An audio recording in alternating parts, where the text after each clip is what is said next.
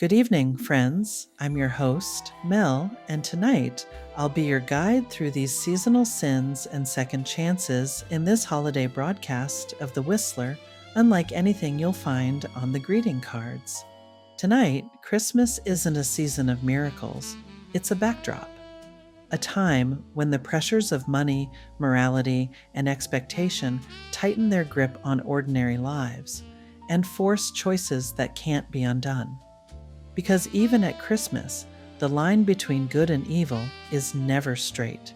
It bends, it wavers, and sometimes it snaps. Our first story is proof of that, a tale of a man with a record, a conscience, and a sudden impulse to do the right thing, an act that might save him from his past or drag him back into it.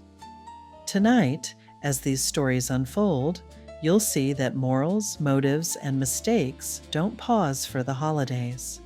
This is Christmas with the Whistler, where goodwill meets temptation, redemption meets risk, and fate keeps its own kind of ledger. The Signal Oil Program. The Signal Oil Company and your neighborhood signal dealer bring you another curious story by the Whistler. Tonight, Lie or Consequences.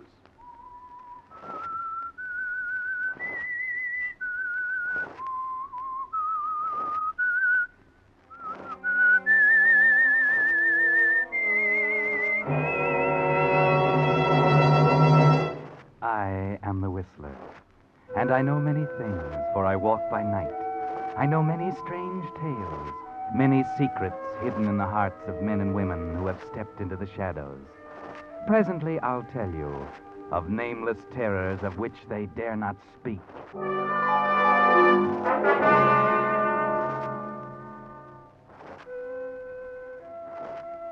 Within the human character, the line between good and evil is a thin and waving one.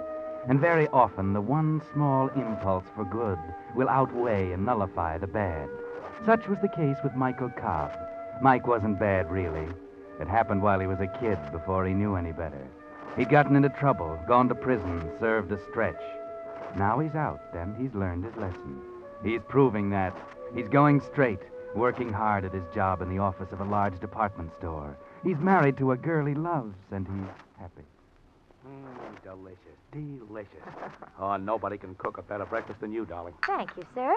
Now, Mike, don't bolt your coffee. I gotta run. I'll be late. Well, a couple of minutes won't make any difference. Well, maybe not most days, but today is going to be a big one. The last shopping day before Christmas, you know. Stores will be jammed. We'll be swamped with work until late tonight. Besides, I don't want to spoil my record. 6 months and I haven't been late to work once. I know. It's fine. I'm sure the store appreciates it. Yeah, Lane, I think they do, too. I really think they like me down there. You know, like my work and everything. Oh, sure, Mike. How could they help liking you? No, I mean, well, I'm beginning to feel like all that stuff is all forgotten. Almost like something that never happened. It is. It is forgotten, Mike. Everything's different now. Yeah, it is. Oh, this is going to be a lot different Christmas than the last one, isn't it? Yes, Mike. You were wonderful, Elaine. Coming to see me, sticking by me. Oh, darling, I promise you there'll never be another Christmas like that. Never. I know there won't, Mike. From now on, they're all going to be really Merry Christmas. Yeah, you bet. Oh, gosh, that reminds me. I haven't got your presents yet. I'll have to run out my lunch hour and find something. Now, Mike, you're not going to go spending a lot of money on me. Oh, maybe next year we'll be more on our feet. No, never you mind. I'll get you what I darn please. Oh, my gosh. Now, I will be late if I don't run. Hey, here's your hat. Oh, thanks. Well, goodbye, darling. If I don't get home before midnight, Merry Christmas. Merry Christmas.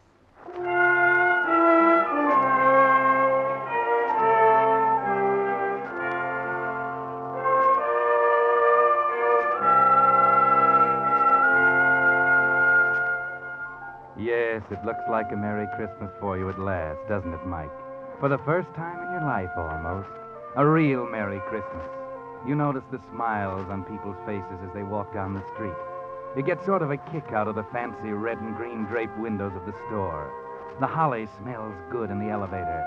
And you chuckle as you pass the toy department with a perspiring Santa Claus pulling on his red coat. Then into the office, everybody smiling. Yeah, you know what, Mike? Maybe you're getting that thing they call the Christmas spirit. Well, morning, George. Merry Christmas. Hi, Mike.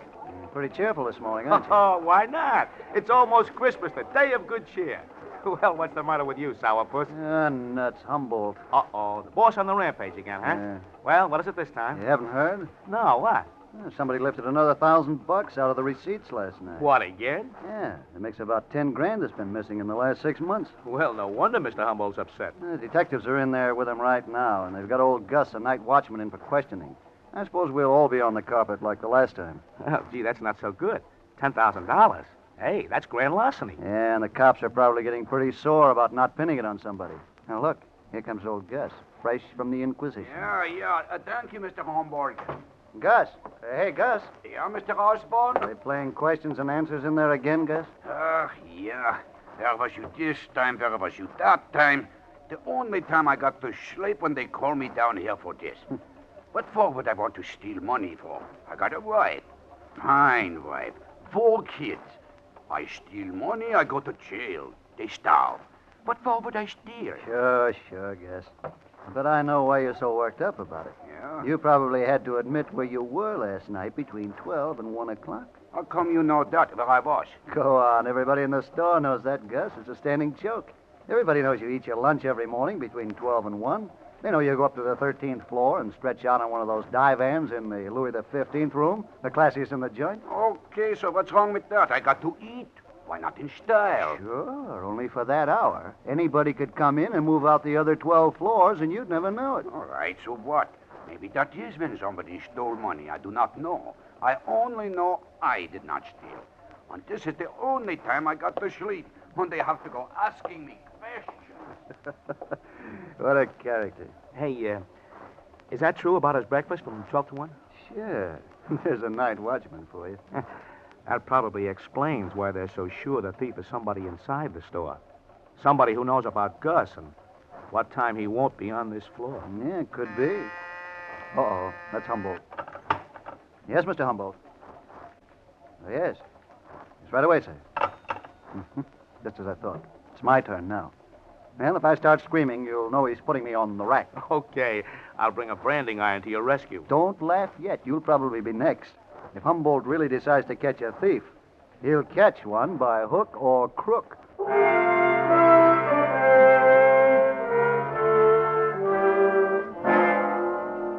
Merry Christmas, Mike. Oh, now what's the matter? You don't seem as happy as you were. Something happened to dampen the Christmas spirit, maybe? Something you can't describe, can't even put your finger on? Just a funny, sinking feeling? Forget it. George Osborne has been in and out of Humboldt's office, and almost the whole day has gone by and nothing's happened. And everything seems to have calmed down. In fact, it's George's turn to have the Christmas spirit. I really didn't expect it this year, but there it was in my pay envelope. Nice and crisp and green. With the best Christmas wishes of the J.C. Deaver's stores. Oh, gee, that's swell, George. Yeah, real honest-to-gosh Christmas bonus. I can sure use it. Who couldn't? I don't know whether you'll get one or not, Mike. You've only been here 6 months. Then maybe. By the way, why don't you mosey in and pick up your pay? It's almost 9 o'clock. We close in 5 minutes. Well, I guess I better wait for Mr. Humboldt to call me. Golly, I thought we'd get paid earlier. I still haven't bought Elaine's present. Ah, well, don't worry. Most of the smaller stores will still be open for a couple of hours. Yeah, sure. But I thought I'd get her something she liked real well, a little store up on 10th Avenue. Oh, well, it'll be open till late. Say, I wonder if they found out anything about the 10 grand. Boy, they've really questioned everybody around, though. They didn't question me. In fact, they've never questioned me about it. I don't quite understand that. Oh, well, I don't know. I guess you got such an honest face or something. Yeah. Uh-oh. Yes, Mr. Humboldt. Well, yes, sir. Yes, sir, I'll send him right in.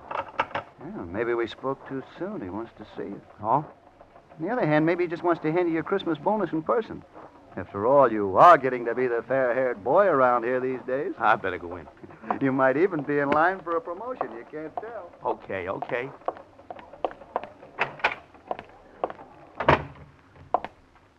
You wanted to see me, Mr. Humboldt? Yes, Carb. Sit down. Thank you, sir. Carb, you've been with us 6 months now. Yes, sir? And I must admit that in that time you've demonstrated an admirable aptitude for the work. Thanks, Mr. Humboldt. Yes, in fact, there's been some discussion of raising your salary, promoting you. I even talked to Mr. Prentice, the manager, about it myself. Well, thanks, Mr. Humboldt. Yes, and that's why I regret very much to tell you this. I must inform you that we're forced to dispense with your services as of tonight. You mean I'm fired? I'm afraid that's it. Yeah, your 2 weeks' pay is in this envelope. Wait a minute. If I'm been so good, why am I being fired? I'm not at liberty to offer any explanations. I have my orders just the It's same got as... something to do with this missing money, hasn't it? I told This you is that your it- way of telling me you think I took it, isn't it? Now, calm. That's it, isn't it, Mr. Humboldt? You've questioned everyone else in the department. With me, you figure questions are unnecessary, don't you? Well, since you put it that way, Cobb, naturally we must take into consideration your past. You knew about my prison record. I told you about it. Would I have told you about it if I was going to steal again? I'm not accusing you of stealing again. I only say we can't afford to take chances. We simply find it advisable... All right. I understand. I understand a lot of things now, Mr. Humboldt. Thanks. Thanks, Mr. Humboldt, for the Christmas bonus. Hey, Mike, wait a minute. Well, did you get it? Did he give you a Christmas bonus? Yeah. Yeah, I got a Christmas bonus, all right. Hey, what's up? What's the matter? Oh, nothing. I'll tell you about it later. I'm leaving now. Oh, yeah, you're in a hurry. But wait, I almost forgot. With my bonus, I can pay you that $30 I owe you. Huh? Here. 10, 20, 30. That ought to help with that present for your wife, huh? Yeah. Yeah, thanks, George. Thanks.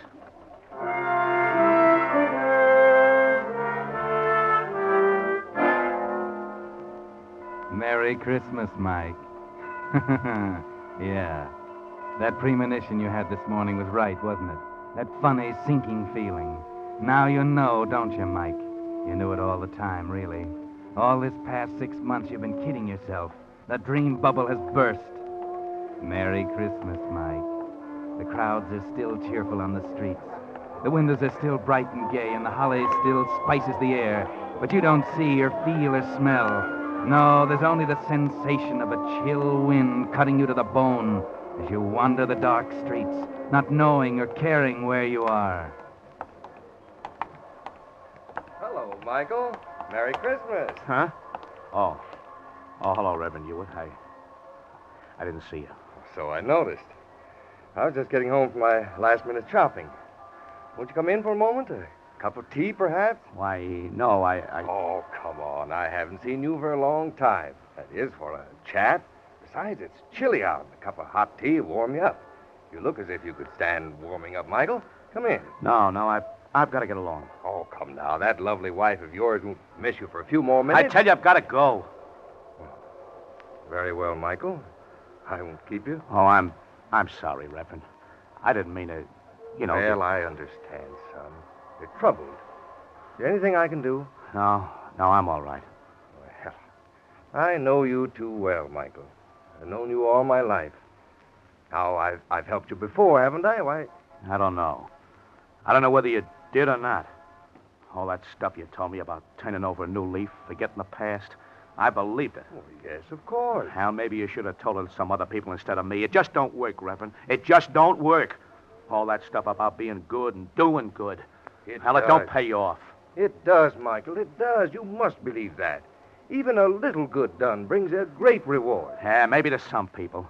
Only maybe some of us are behind an 8 ball we can't get around. Michael, please come in. I feel I must talk to you. Not Maybe tonight, Reverend. Had all the talking I can stand. Now I'm going to do my own thinking. And I know what I'm going to do. You can bet your sweet life I know just what I'm going to do.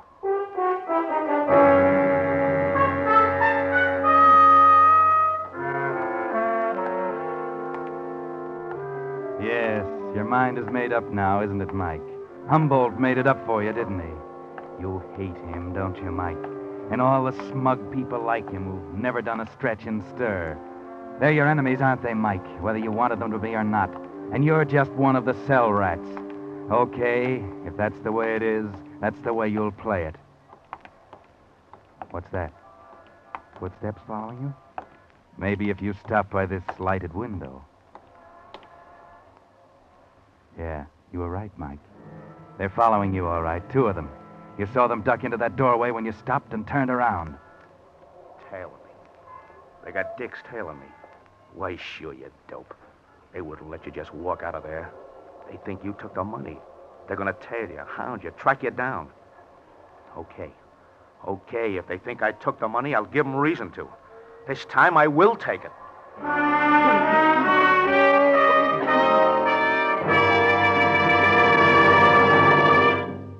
You are listening to The Whistler, brought to you by your friend, the Signal Oil Company.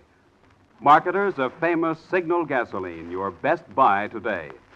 Remember to let every go signal remind you do go farther with Signal gasoline.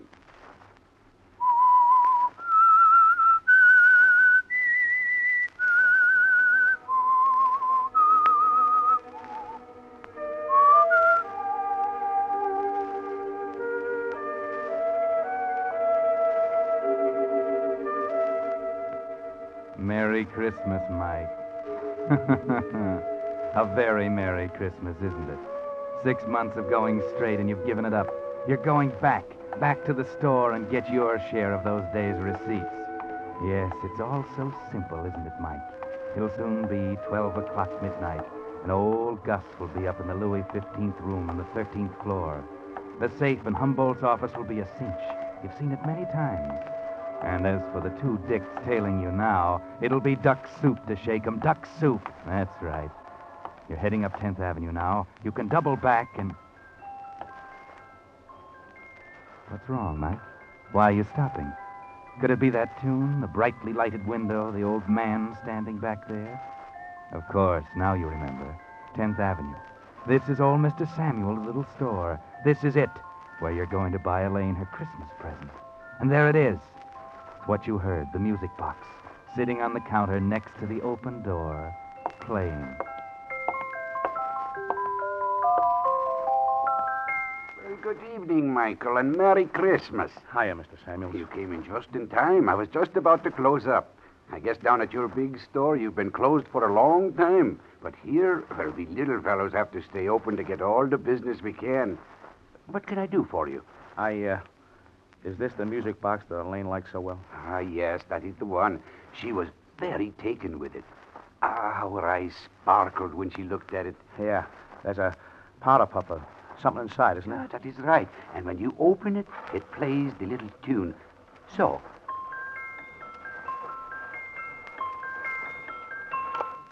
Yes, she was saying how it was her favorite tune. Okay. How much is it? Well, it's usually priced at $75, but I'll give it to you and the young lady for $50. $50? Well, yes, you see, it's a genuine antique, and it's the best thing I have in this store. Well, I'm sorry, but that's more than I figured Oh, out. I'm sorry, too. I would have let you have it for less if I could, but 50 is the lowest. Sure. Well, okay, forget it. Well, I'm sorry. Come back again.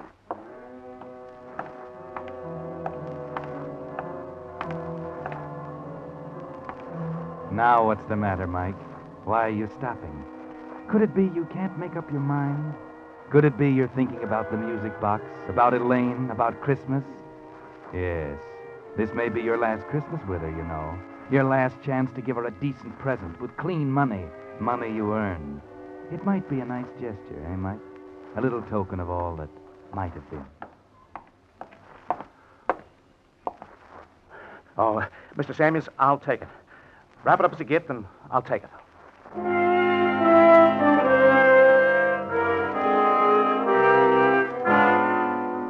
Merry Christmas, Mike. That's what's written across the package. It was going to be a symbol for a wonderful new life, wasn't it? And now it's an ironic farewell. Your last attempt at doing good, as Reverend Hewitt called it. Too bad it won't bring you that great reward he promised. It won't have a chance, because there are those two dicks still following you. And you're heading for J.C. Deaver's department store, office of Henry Humboldt, and the interior of his safe. It's almost 12 midnight, and you'll have to duck those guys quick. Girls, 30. The greatest little show in town, starring Tootsie Laverne and her 30 raving beauties. A new show just started. Only 40 cents. Ticket, mister. Huh? Oh, yeah. 40 cents. Thank you, sir. A new show just started. Hurry, ladies and gentlemen. It's the greatest little show in town.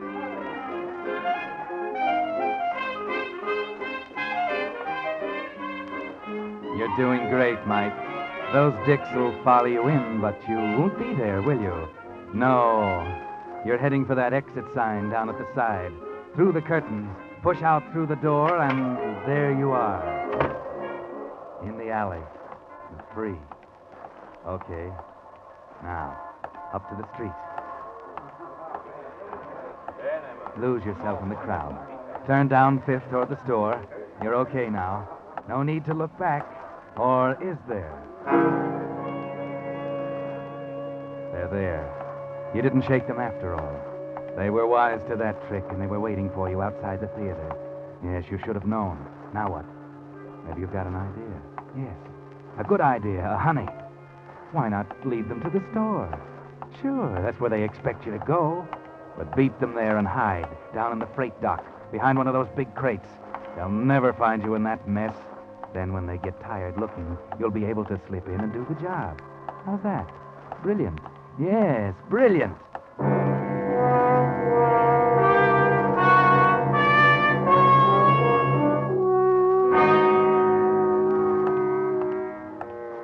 Yes, here's the store. And there they are, a quarter of a block behind.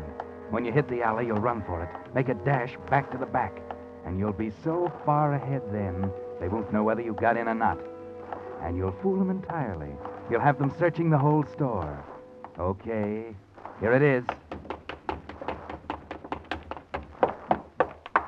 Okay, you made it. You left them way behind. Here's the freight dock. Okay. Come on, coppers. Just try and find me in here.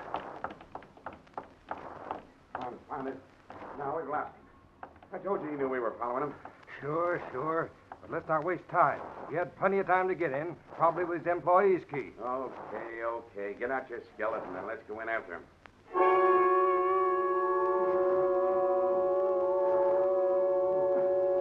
Worked like a charm, didn't it, Mike? You're sitting here in your crate, comfortably waiting, while they search the entire store. They've been there long enough to do it. It's almost 1. If they don't hurry, you'll have Gus to worry about. Not that that's too much of a worry. But wait, hold it. Well, that does it. Yeah, too bad. Hey, flash your lighter out. He could have ducked into one of these crates here. Yeah, but we never find him in that mess. He could play hide and seek with us there for days. Yeah, you're right. I guess we might as well call it a day. It's a fine way to spend Christmas Eve anyway. Go on, let's go home. Okay, I'm right beside you.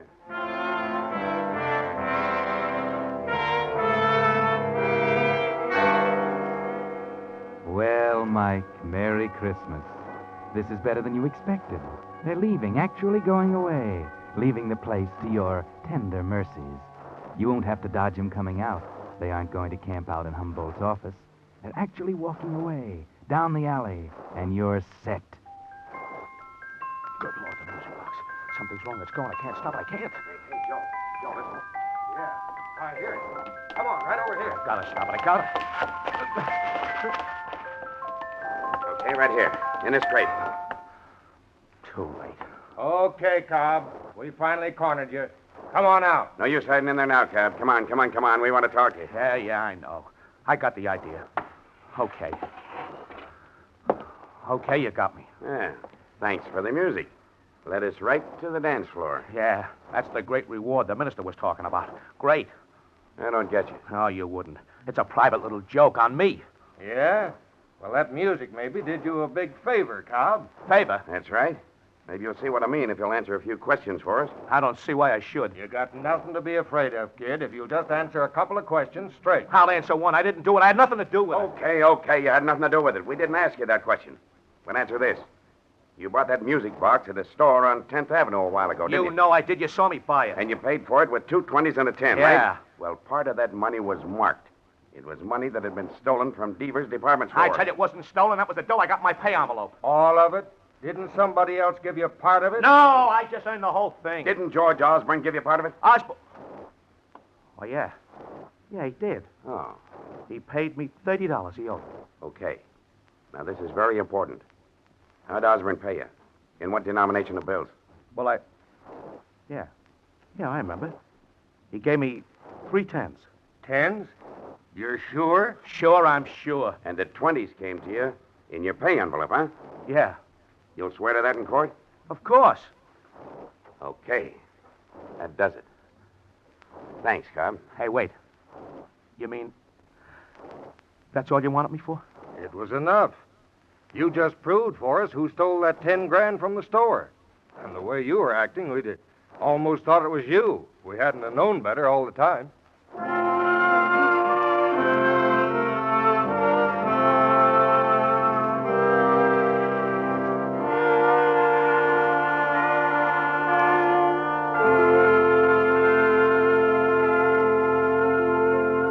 But that's not the end of the story.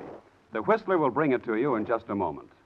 Meantime, Signal Oil Company joins with 1,800 Signal gasoline dealers throughout the West, from Canada to Mexico, in hoping that this has been a good Christmas for you. It wasn't the Christmas we had all hoped and prayed for. There were too many empty places at the table, too many empty places in our hearts. As we look back, we may wonder if perhaps we didn't give quite enough.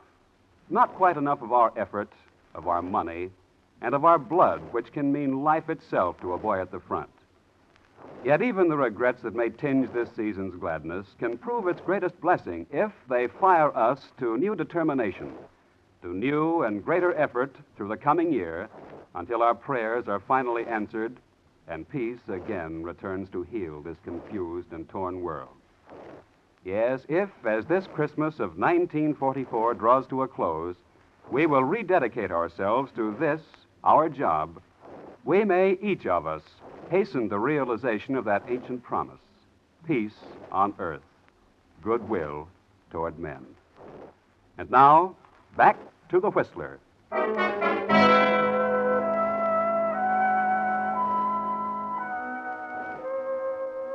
Well, quite surprising, isn't it? The police didn't suspect Mike at all. You see, it was this way. Because of his record, the cops began to tail Mike in the very beginning, when the money first began to be missed. Twice they had him under observation at the very time the money was stolen, though they knew he didn't do it. But they kept watching him in the hope he would lead them to the real thief, and he did. Yes, because when things got hot, the thief finally tried to frame Mike by giving him some of the stolen money. Marked money this time. George Osborne? Oh, no. In fact, Osborne almost gummed things up by paying his debts. The detectives hadn't counted on that. That's why they had to be sure which bills Osborne gave Mike. The 10s weren't marked, the 20s were. The 20s Mike got in his pay envelope from Humboldt. Yes, Henry Humboldt, the office manager. You see, things were getting too hot for him. The trail was getting too close. He knew the money was marked, and he knew the detectives were watching Mike. So he gave him some of the marked bills in his severance pay, trying to frame him. It couldn't have worked, of course, but Humboldt didn't know that, and neither did Mike. And Mike almost did something he'd have regretted all his life. He almost went back to a life of crime. Yes, if the music box hadn't have jammed and started playing just when it did, and the detectives had gone off, Mike's life would have gone down the skids. Because it did play when it did. Well, next week he'll be back at the store, in a better job. Yes, and he got a Christmas bonus, too. They saw to that after Humboldt was arrested.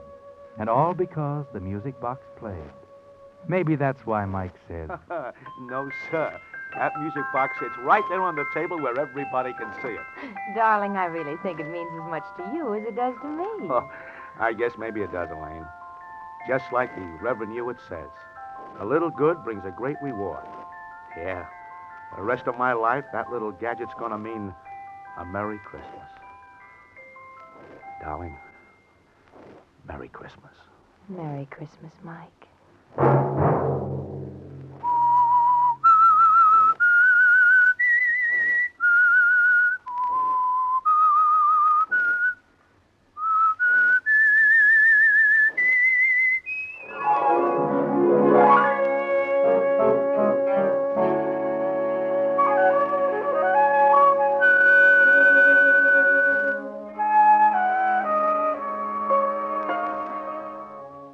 Next Monday at 9 o'clock, the Signal Oil program will bring you another strange tale by the Whistler.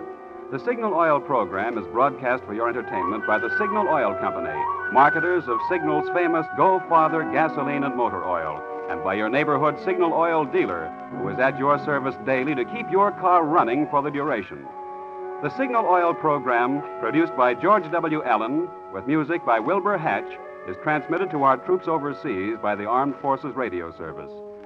Bob Anderson speaking for your friend, the Signal Oil Company, and suggesting once again that you let every go signal remind you that you do go farther with Signal gasoline. This is CBS, the Columbia Broadcasting System.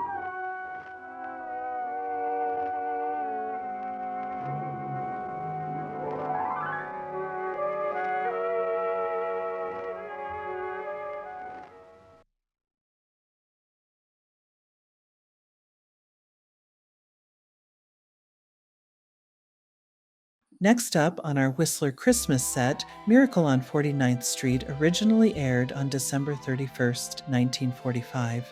No one knew better than Eddie Stacco that it would take a miracle to save him this time. He'd been up on murder counts before, but this was going to be the toughest one he'd ever face. The prosecution had drawn all the high cards. His old friend District Attorney Matthews had sworn to get him, and Matthews would never let this one slip through his fingers in a million years.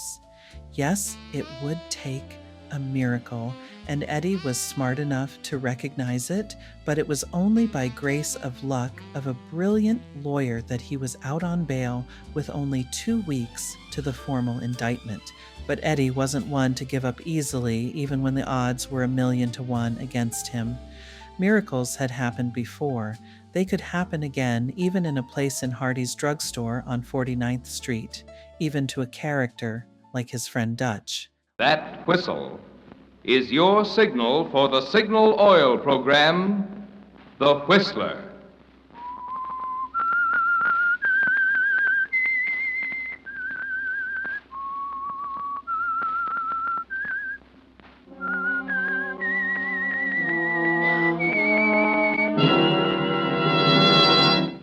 I am the Whistler, and I know many things, for I walk by night. I know many strange tales hidden in the hearts of men and women who have stepped into the shadows. Yes, I know the nameless terrors of which they dare not speak.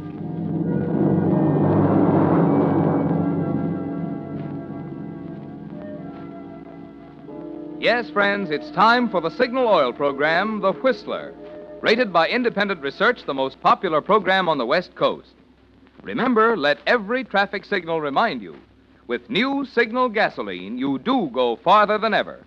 Look for the familiar big yellow and black circle sign that identifies those popular Signal service stations in 7 western states from Canada to Mexico.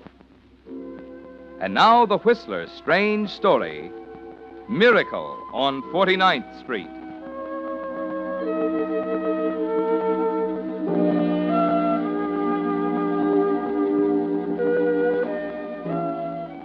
No one knew better than Eddie Steckles that it would take a miracle to save him this time. He'd been up on murder counts before, but this was going to be the toughest one he'd ever faced. The prosecution had drawn all the high cards. His old friend District Attorney Matthews had sworn to get him. And Matthews would never let this one slip through his fingers in 1,000,000 years. Yes, it would take a miracle, and Eddie was smart enough to recognize it. For it was only by grace of luck and a brilliant lawyer that he was out on bail, with only 2 weeks until the formal indictment.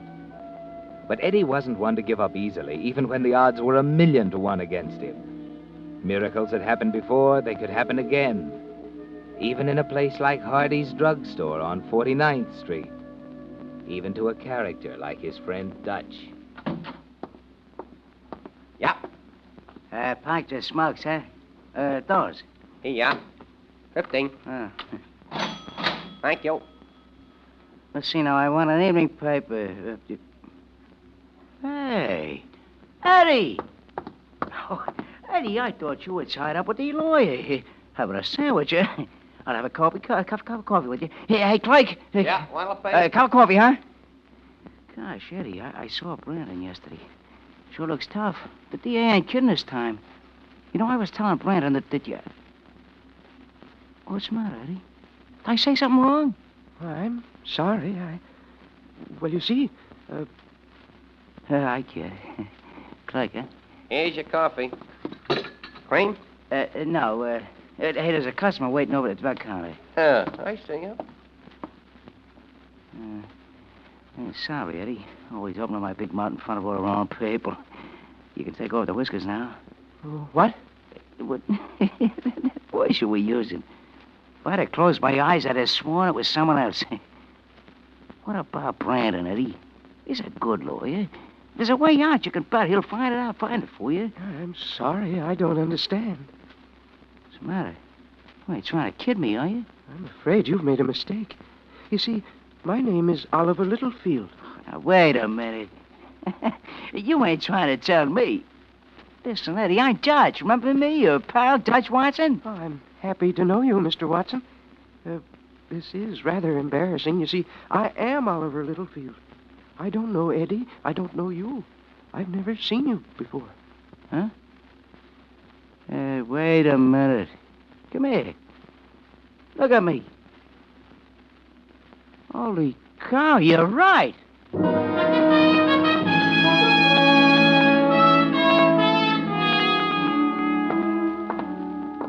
Why don't you sit down, Eddie? I told you it's all tied up in a hard knot. I couldn't get you out of it if you were the governor. You get 2 weeks, ain't we? Maybe. Why, Brandon, what do you mean, maybe? You're a $50,000 lawyer. So is the DA, Eddie. And he's not playing for peanuts this time. He could recommit you tomorrow if he wanted to. What do you mean? I'm out on bail. Yes, today. Tomorrow you go back in if Mr. Matthews decides he has a case. And I think he has. I'm sorry, Eddie. You're sorry? You shouldn't have shot that cop. Ah, shut up. There's got to be a way. There's got to be something. Give me a cigarette.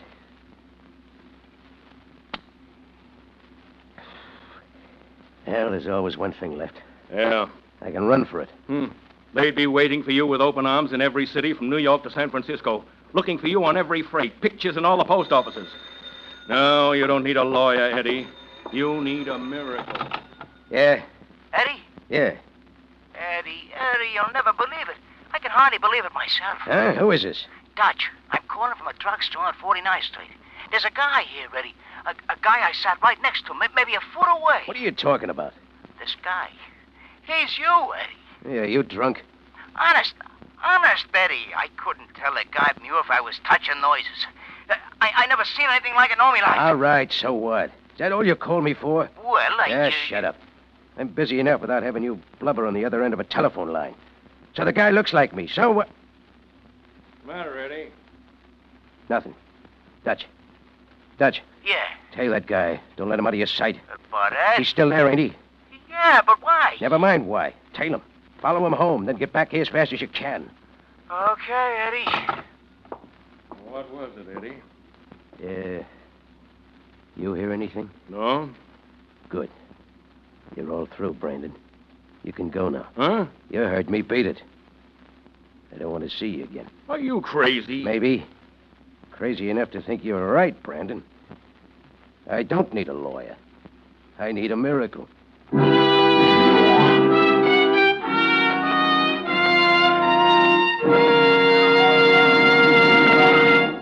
With the prologue of tonight's story, The Miracle on 49th Street, the Signal Oil Company is bringing you another strange story by The Whistler. But now, with only 2 hours and 52.5 left of the old year, it's interesting to look back on the changes 1945 brought in a commodity we found was mighty essential to our American way of life: gasoline. Remember, just 4 months ago, you A-book drivers were struggling along on only 2 gallons of gasoline per week. 2 gallons. And as for quality, well, wartime restrictions made motors express great unhappiness in slow starts, balky pickup, and pings. But that's all changed now. Today you can again thrill to those 3 little words: fill her up. And when you fill her up with new Signal gasoline, you're getting the finest gasoline made for motoring. In fact, new Signal is really an entirely new type super fuel in which chemists actually rearrange the atoms in gasoline molecules to create amazing new power. But even this is just the beginning. For just as fast as still further advances are made in automotive or petroleum science, you'll find them incorporated in an ever finer Signal gasoline that will continue to merit the public preference, which has made Signal grow in just 14 years from a mere handful of stations in Southern California to almost 2,000 Signal dealers serving 7 western states from Canada to Mexico. And now, back to the Whistler.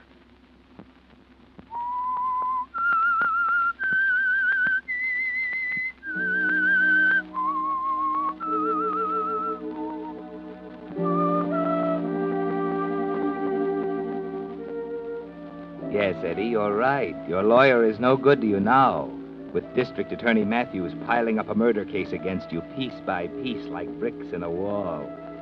What you need is a first-class miracle, like the one Dutch ran into in the drugstore on 49th Street. A miracle in a gray tweed suit, 5 feet 10 inches tall, 165 pounds, sitting up at the counter eating a ham sandwich. Oliver Littlefield is a miracle, isn't he, Eddie?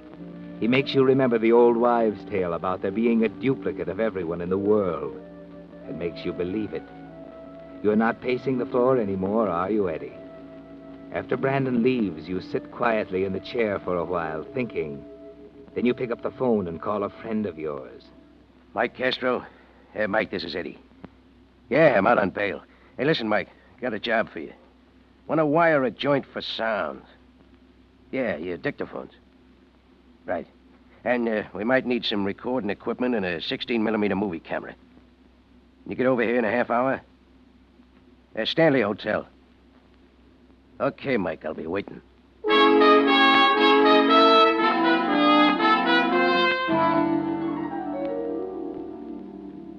That was a cinch, Eddie. He lives in a little house in Wilmot, 40 minutes out of town. You get the address, Dutch? Yeah, 2224A Euclid Avenue. Oliver Littlefield. 2214 Euclid Avenue, Wilmot. What's the matter, Eddie? Oliver Littlefield. I love him like a brother, Mike. I was thinking about it while I was telling him. It's quite a thing, ain't it? Yep, quite a thing. I think maybe we all got the idea. A switch? Yeah. Yep. You said you couldn't tell us apart, Dutch. It ain't that. He'll talk. He's got alibis. They'll check his prints. Wait a minute. He won't talk because he'll be dead, out on the highway somewhere.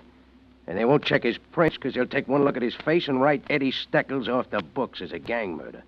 No, it won't work. I won't go for it. Why? It's crazy, that's why. Does $10,000 sound crazy to you? Huh? Say it again. $10,000 cash on the line. $10,000. That's a lot of dough. Yeah. Okay, now, Dutch, you and Mike work together. And the first thing you do is steal a telephone truck. Huh? One of those little green babies they use for service in residence telephones.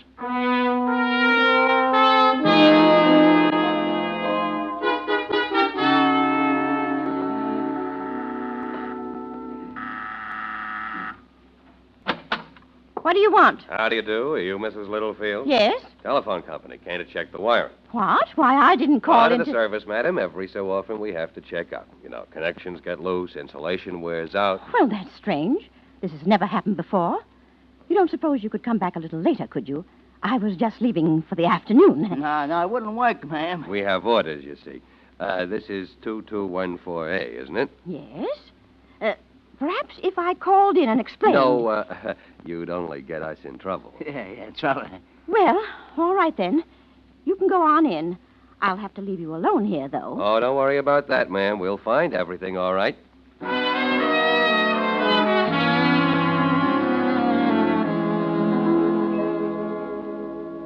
So you want a place to rent, huh? Yeah. It's awful tough. Haven't got a thing on my books except a shack over on Acacia Street. $50 a month. It's not worth 50 cents. That the one you advertised? 2225 Acacia? Yeah, that's it. Backs up on Euclid Avenue, doesn't it? Mm-hmm. Okay, I'll take it.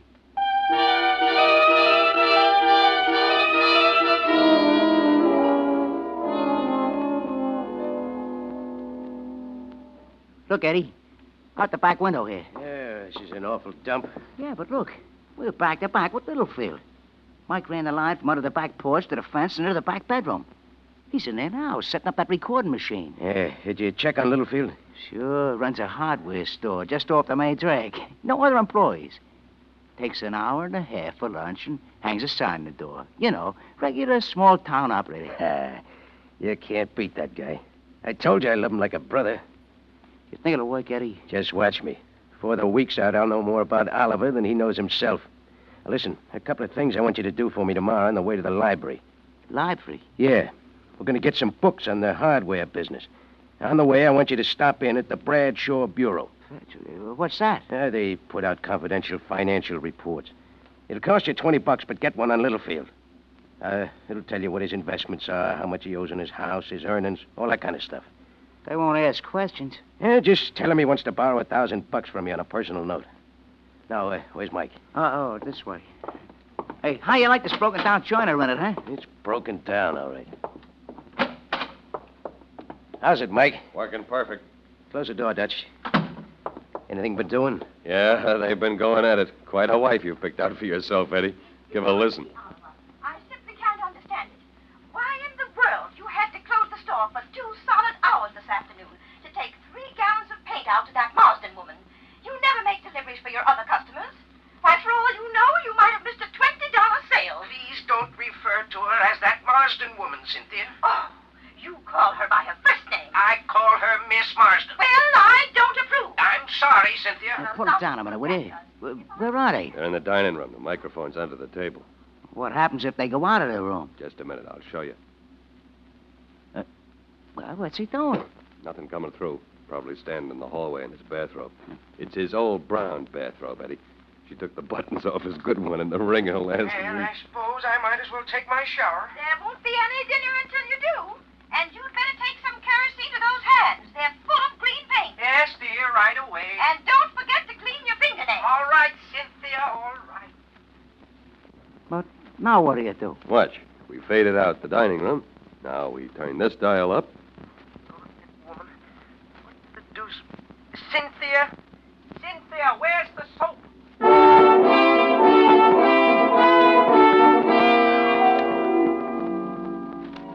You have it all figured out, haven't you, Eddie? The smart way. You're determined to make the most of the miracle on 49th Street. For the next week, you sit at the speaker, listening to the voices of Oliver and Cynthia, picked up by the efficient microphones Mike Castro has installed under tables and behind pictures in the Littlefield house. You make records and play them over and over, learning the little details Oliver and Cynthia agree on, the things they argue about, practicing the inflections of Oliver's voice, absorbing his personality. Try it again, Dutch. From where? From the part about the roses. Okay. Oliver, I was talking to Mrs. Gray again today.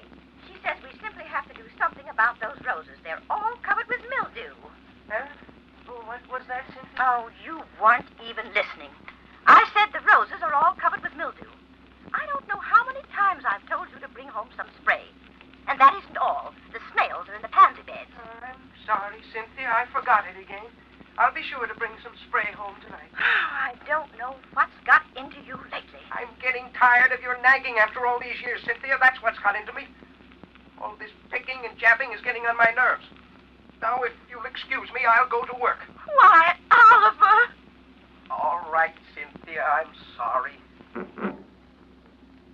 There you are, boss. What a day to be tied up to. Okay, read me the speech about the pansy beds. Oh, yeah, let's see now. Oh, here. Oh, you mean I gotta put it on that dame again? Yeah. Oh, all right. I don't know how many times I've told you to bring some spray home. And that isn't all. The snails are into the pansy beds. I'm sorry, Cynthia. I forgot it again. I'll be sure to bring some spray home tonight. I don't know what's got into you lately. I'm getting tired of your nagging after all these years, Cynthia. That's what's got into me. All this picking and jabbing is getting on my nerves. Now, if you'll excuse me, I'll go to work. Why? Oliver? All right, Cynthia, I'm sorry. Yeah, what's wrong with that? Oh, nothing. You're in the wrong racket, boss. It's perfect.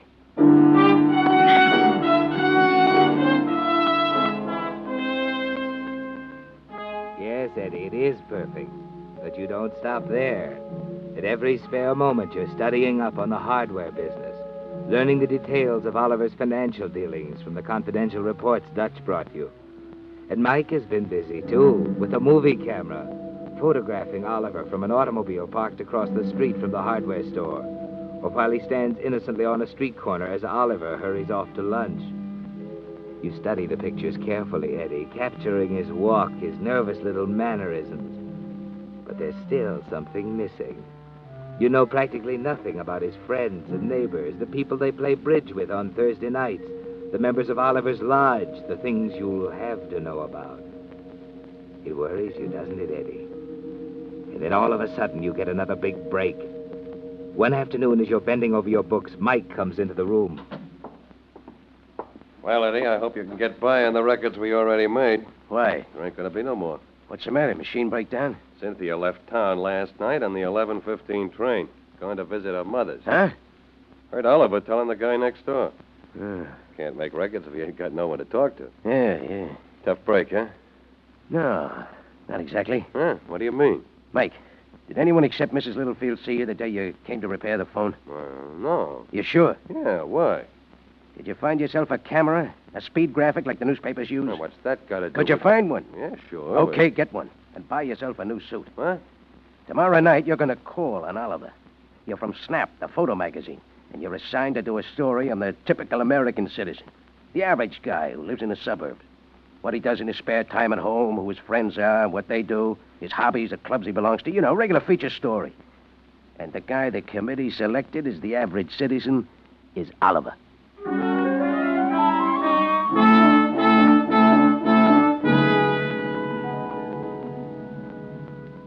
Now, see here, Mr. Dickinson, I don't know Now, whether... Mr. Littlefield, there'll be nothing to it. You've come at a rather bad time. My wife is away. We can get pictures of her later, Mr. Littlefield, and of course... Next up in our Christmas lineup, Next Year Is Mine, originally aired on December 23rd, 1946.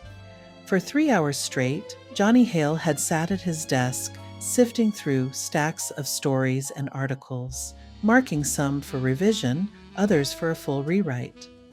It was December 21st, and the special Christmas edition had to be ready by Wednesday. From the office across the yard came the sound of a quartet rehearsing carols. When Johnny opened the window, the music spilled in, warm, bright, and full of the season's magic. Then the whistle blew, and just like that, the illusion broke. Johnny Hale, prisoner number 56,084, rose from his desk and walked back to his cell. Lights out in 15 minutes. The Signal Oil Program, The Whistler.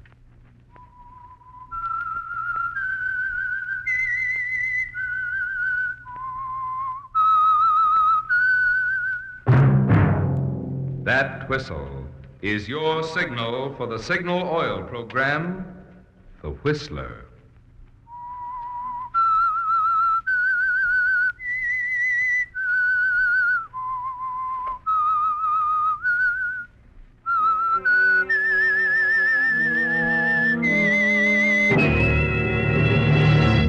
I am the Whistler, and I know many things, for I walk by night. I know many strange tales hidden in the hearts of men and women who have stepped into the shadows. Yes, I know the nameless terrors of which they dare not speak.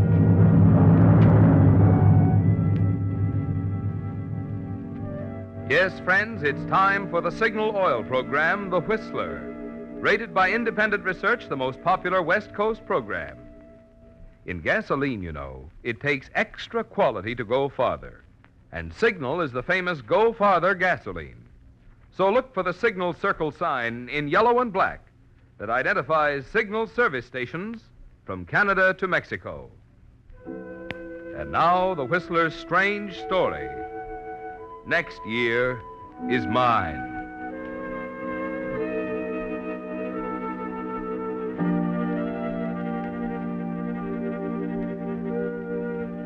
For 3 hours straight now, Johnny Hale had sat at his desk, shuffling through the stories and articles piled in front of him, blue penciling some for changes and others for rewrite. It was December 21st, and he had a special Christmas edition to get out by Wednesday. Suddenly he stopped. listened for a moment, put down his pencil, and walked to the window.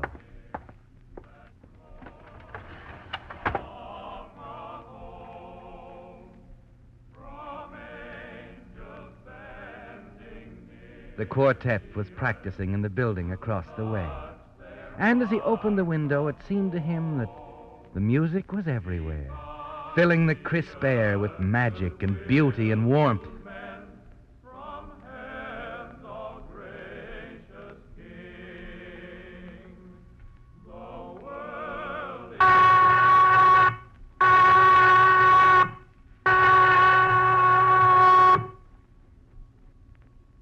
The prison whistle, Johnny, cutting Christmas out of the air like a knife. Lights out in 15 minutes, no matter what. You're not Johnny Hale anymore. No, the minute that whistle sounded, you became number 56084, hurrying across the prison yard to your cell in Block 14. Okay, Hale, inside. Hurry up, you're late. I was listening to the quartet. Christmas is coming, you know. So what? Yeah, I guess you're right. So what? What's the matter, Mac? I take you away from your poker? Could have sworn I saw a game going on as I passed the locker room. Forget it, will you? Sure, Mac. Don't worry, I'm not after your job. Cut the wisecracks, Johnny. You know how the old man feels about his rules. The guards, too, huh? Sure, everybody. You better get inside. Your cellmate's getting lonesome. Well, don't blame him. That pan of yours would make anyone lonesome. You know, someday that smart talk of yours is going to get you into trouble. You're a regular comic, Mac. You mean there's more trouble in a 5-year stretch? Sure, a lot more. Stay smart, be a nice boy like always. You only get 6 months to go, you know. The old man don't like guys who talk flip to the guards. Skip it, Mac.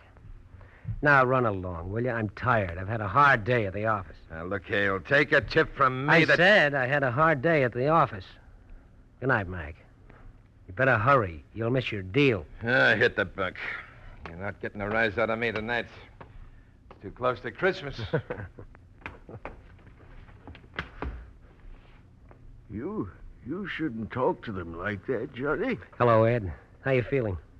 Oh, all right, I guess. They sent the doctor in to see me today. What'd he say?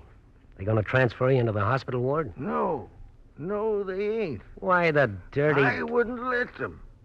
I'd go crazy in there, Johnny. I want to be here with you. But you're a sick man, Ed. You can't No. I'm just an old man, Johnny. A very old man heading downhill. What about your eyes? Doc gonna do anything for them? Well, they're just as old as the rest of me, son. I don't know how you do it, Ed. All these years in this 2x4 room. You know, Johnny, I always get to thinking, around this time of year, Christmas coming up and everything, this will be the 31st Christmas since I come here. You're still not mad at anybody, are you, Ed? Well, there's no use getting mad. What I did had to be paid for. I'm here for life, and I've almost served my stretch now. No. Don't go on talking like that. Yeah, let's have a smoke. Oh, thanks, Johnny. You know, you don't have to cheer me up. I'm all right. Here's the light. Careful. Well, thanks. I'm telling you again, Ed. You ought to do something about those eyes. Oh, your eyes work good enough for me, don't they? Here. I got another letter from her today. Will you read it to me? Sure, Ed. I'll read it. Opened again. Oh, well, it's just the censors, Johnny. Go ahead and read it. Well, let's see. My dearest Edward, it was so good to hear from you again. It's always the same, my darling. I find the letter in the box, and suddenly the trees seem greener and the sun brighter. And the miles of rolling water that separate us seem to disappear. It's the nearest thing I know of to having you here with me, smiling and holding my hand, just as you used to do so often. That's the part they were kidding me about, I guess. Who was kidding you? Oh, some of the boys out in the yard. How did they know? Oh, it's nothing, Johnny. I suppose one of the censors thought Yeah, that I ought that's to what it be- is. One of those wiseacre trustees up in censorship. Well, they better watch their step. They got no Johnny, right. They'll hear you. I don't care if they do hear me. What's in your letters is none of their business. Well, it's the rules. Well, I'm going to do something about it, Ed, tomorrow. I'm going to see old Ironsides upstairs and tell him what I think of his rotten rule book. Now, please, Johnny, please, you'll only make trouble. There's no reason why your letters have to be open, and he knows it. Kidding you, huh? Making wisecracks Now, about... Johnny. Please go on, will you? Finish it. Okay, let's see. I want you to know that I'm with you, Edward. Wherever you are, whatever you're doing, you'll be in my heart as long as I live. Go on, Johnny, go on. Sorry, Ed. There go the lights.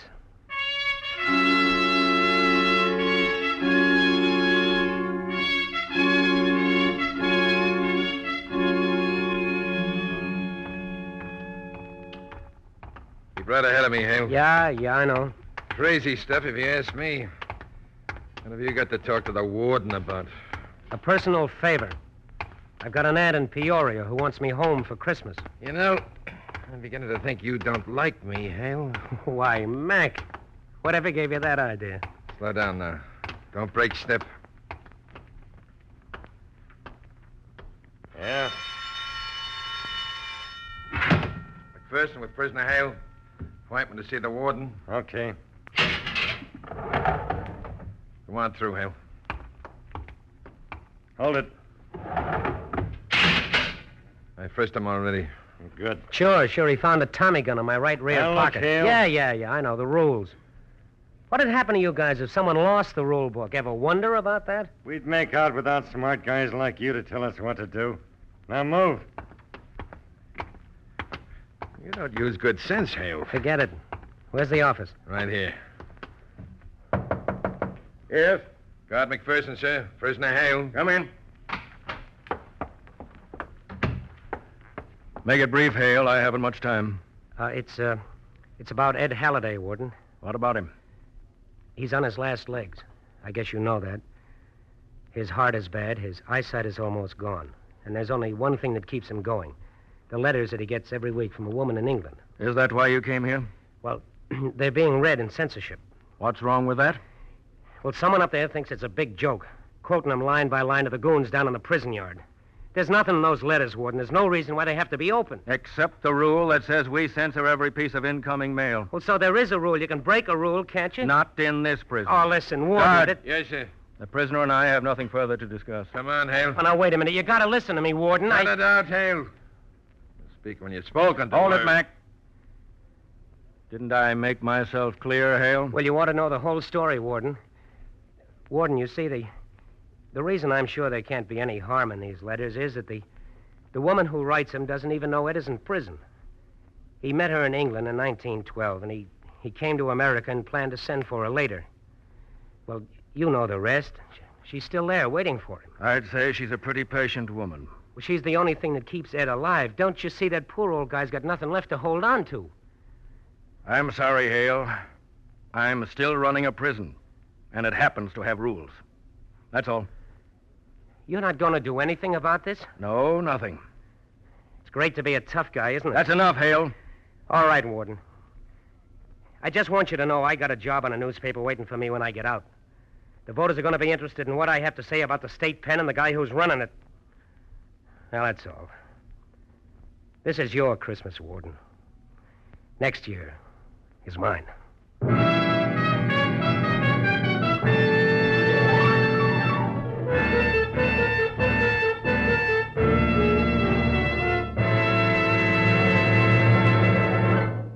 With the prologue of Next Year Is Mine, the Signal Oil Company brings you another strange story by The Whistler. Right now, however, for the benefit of every driver who may have missed this important news on a previous Whistler broadcast, I want to repeat. At no time during the war were automobile batteries as scarce as they are right now. I wish we could promise you that our signal dealers will be able to take care of everyone who will need a new battery. But honestly, we can't. And no one else has enough batteries to make that promise either. Well, without a battery, cars just won't start. So you'd better give your present battery the very best care you can. And that's where your signal dealer can be of real help. You'll find he's happy to tend to those often overlooked details, such as adding water to the proper level or checking the charge to determine the exact condition of your battery. And if he finds your battery is run down, your signal dealer uses the most modern equipment and methods for recharging. So make it a habit to stop by your signal service station regularly for a battery checkup. Incidentally, everything you do to make starting easier naturally helps your battery last longer. So make sure your tank is filled with that really quick-starting gasoline, today's improved signal gasoline. And now back to the Whistler.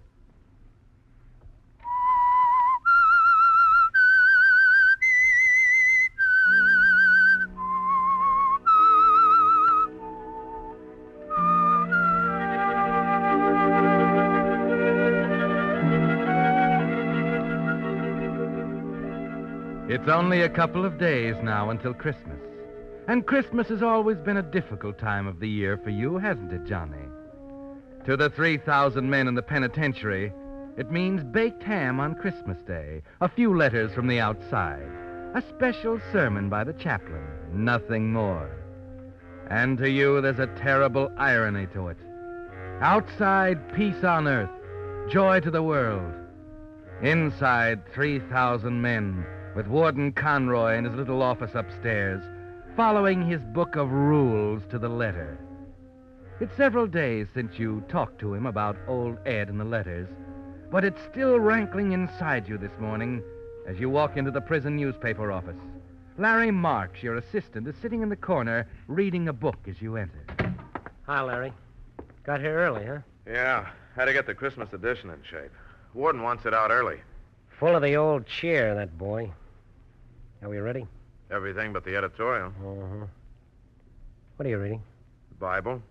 Got to have a text for an editorial, you know. Well, you better not say anything that might give old Ironsides a guilt complex. His rule book's his only Bible. He follows it even when it means an old man's going to get pushed around. Oh, you mean Ed Holiday? Yeah. What day is today? Monday. Well, there'll be another letter for him, regular as clockwork, once a week. Where is he? He's in his bunk. He won't go to the hospital. Bad? Yeah. Well, we got to find a text. Give me the Bible. Yeah, let's see. What is that? Oh. Guy's out in the yard laughing at something. Oh, wait a minute. Who is that in the middle? That trustee, Charlie Allen. Isn't he working extra in the mailroom now? Yeah. What do you suppose the gag is? I don't know, but I've got an idea.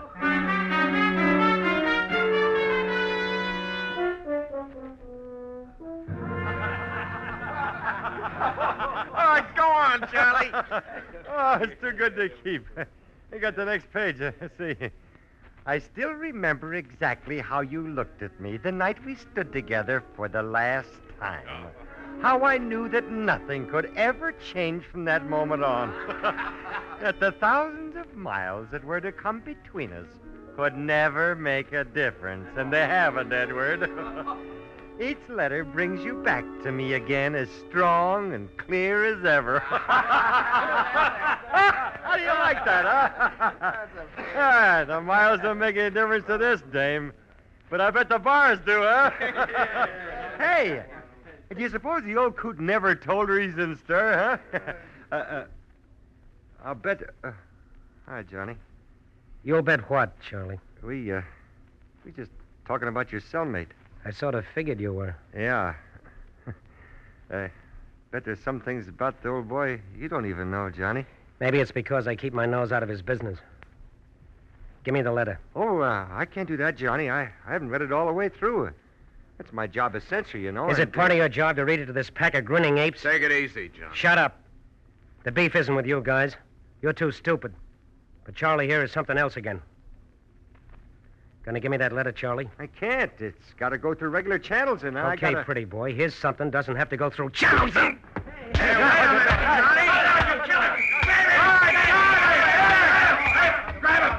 Let go of me, Mac. This is my beef.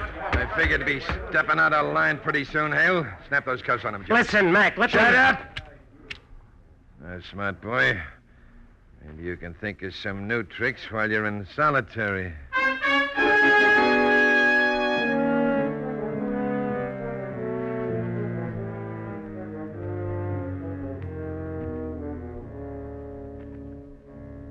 Solitary, Johnny. Blackness, bread and water, endless hours. 24, 48. You don't know because you lose track of time. But solitary is punishment for hitting a trustee. That's in the rule book, too. It's a great place to spend Christmas, isn't it, Johnny? Peace on earth, goodwill toward men. All men except the ones in solitary, of course. Hale? Yeah. What is it, Mac? You think you can make it upstairs? What is it now? They want you up in the hospital. The hospital? You mean old Ed? Yeah, the doc said he's asking for you. I think he's about ready to take off.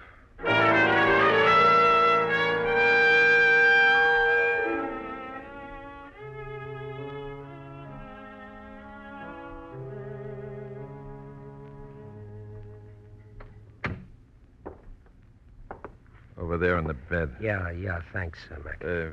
Go on. Ed, it's me. Johnny. I'm glad you come, boy. They told me you run into trouble. Oh, that's all right, Ed. I'm here now. Take hold of my hand, Johnny. Sure. That's it. I missed you, boy. You're going to get well, Ed. Oh, no. Not this time. I'm 70 years old, Johnny, and a fella has a way of knowing, I guess. I don't mind, but I want to ask you something. Sure, anything. It's about her. You're going to be out of here soon, and I want you to get in touch with her. Tell her where I've been all this time.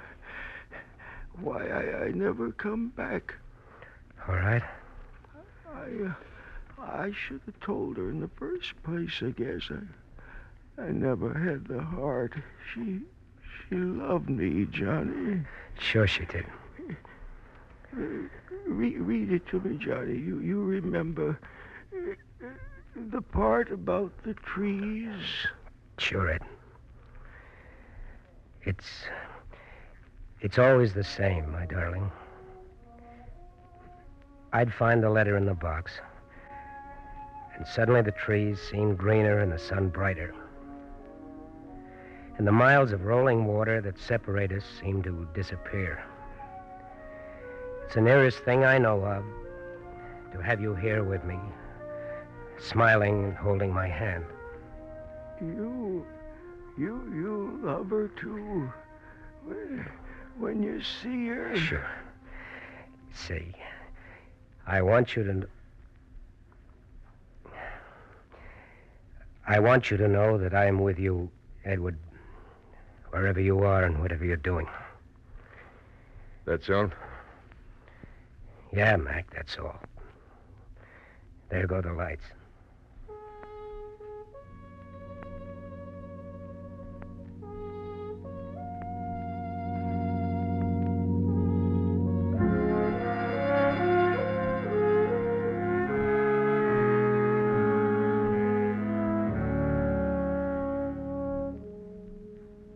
Did you take care of the certificate, Doctor? Yes, Warden.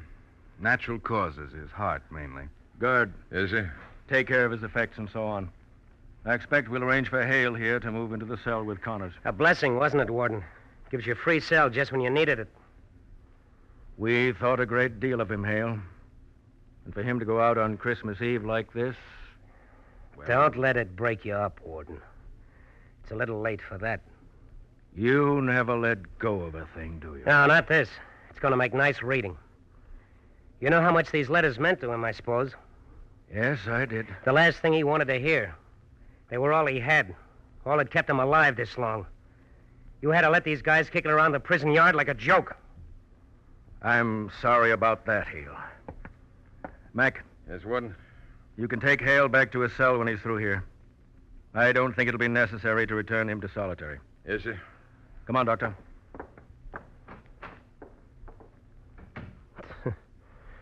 So Ed's gone and he can cross another number off his book, just like that. Another number on the book. You talk too much. I think it's time I really wised you up. Okay, Mac. Better get yourself a pair of handcuffs. You know, this time, I don't think I'm gonna need handcuffs.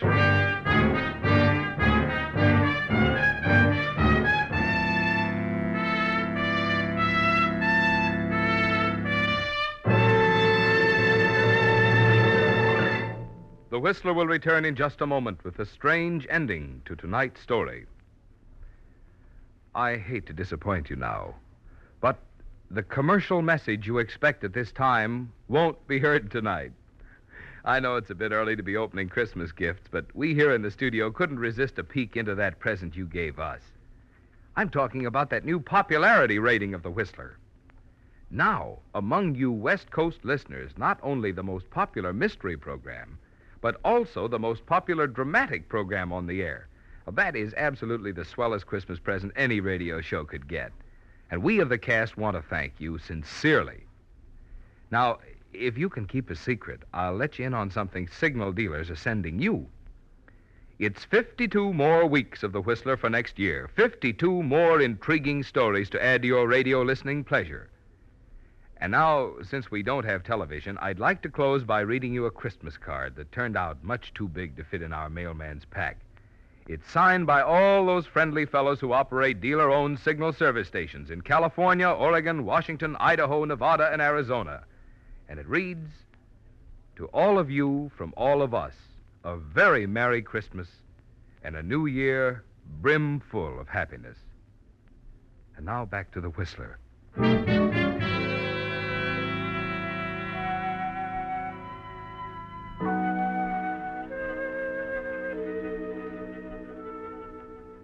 The guard was right, wasn't he, Johnny? This time he didn't need handcuffs. And he gave you something you hadn't bargained for. He hit you all right. Not with his fist, but with 4 or 5 sentences that sent you reeling back like a man struck between the eyes with an axe. You didn't know the half of it, did you, Johnny? You know now you've got to even things up with Warden Conroy. That what you have to say won't wait for 6 months till you get out of prison and say it in the paper. You've got to attend to this yourself now. You break away from Mac and hurry after Conroy. Hey, stop! Catch up with him just as he's entering his office. Follow him in, slam the door, and lock it. Hale, you again? Yes, Warden. What are you doing here? I left Mac back at the hospital. He'll be here any minute, so I haven't much time for what I have to say. That's so? See, it's pretty hard to say what I want to say, Warden. Well, it doesn't make much difference what you say now, does it? Well, I think it does. Warden, old Ed's sweetheart in England. She died 7 years ago, didn't she? Yes, she did. They brought the letter notifying Ed of her death in to me. Ed never saw it. And you've been writing these letters all this time? Well, someone had to do it. His eyesight was bad, and he couldn't recognize the handwriting. The letters meant so much to him, and if we'd made anything special out of them, if they didn't have the census stamp like the rest of the mail, we were afraid he'd suspect something. And I thought you were a tough guy. Old Ironsides. It's my job to be a tough guy, Johnny. I have to enforce the rules. Well, you're a regular guy, Warden. I never felt so much like a heel in my life. Listen. Yeah. Shall I open the window? Go ahead. I like Christmas carols, too.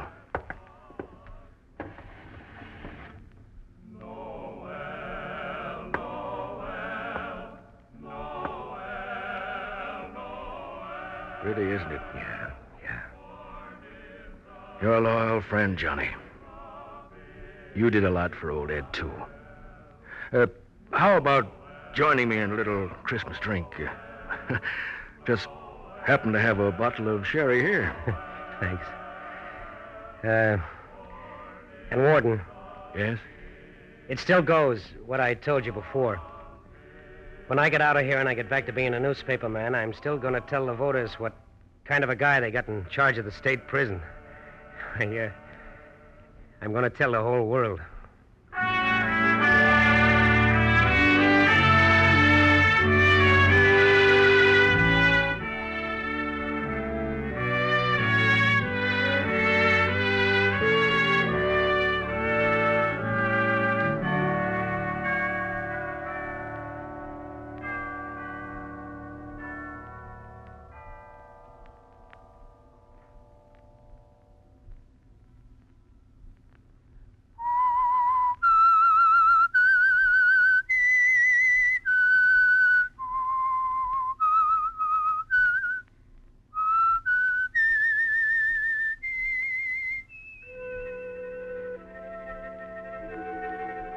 Let that whistle be your signal for the Signal Oil program, The Whistler, each Monday at 9. Brought to you by the Signal Oil Company, marketers of Signal gasoline and motor oil and fine quality automotive accessories. Signal has asked me to remind you, to get the most driving pleasure, drive at sensible speeds, be courteous, and obey traffic regulations. It may save a life, possibly your own.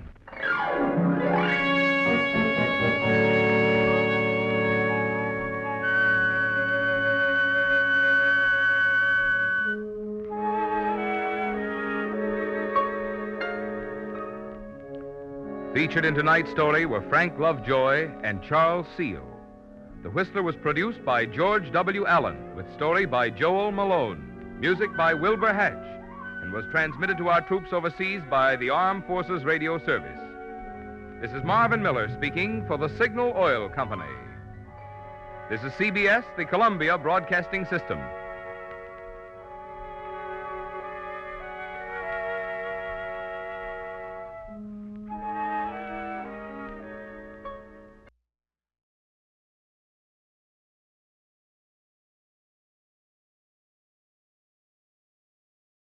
Next up, Delayed Christmas Present originally aired on December 26, 1948.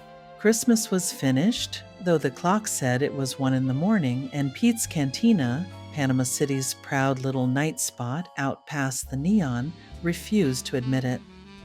The holiday tune still hung in the air like stale perfume. From a block away, the bells of the cathedral drifted in, playing Adeste Fideles with all the solemn dignity the place lacked.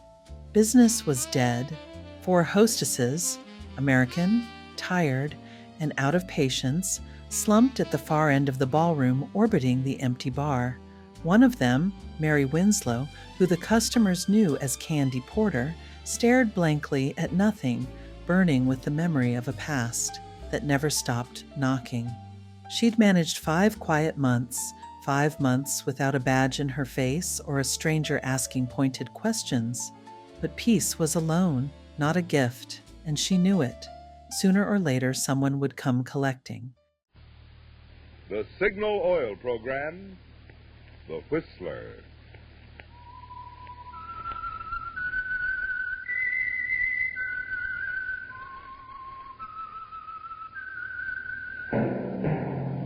That whistle is your signal for the Signal Oil program, The Whistler.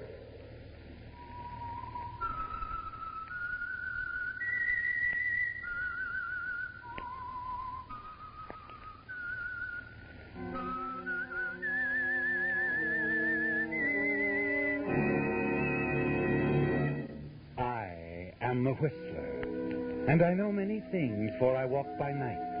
I know many strange tales hidden in the hearts of men and women who have stepped into the shadows. Yes, I know the nameless terrors of which they dare not speak.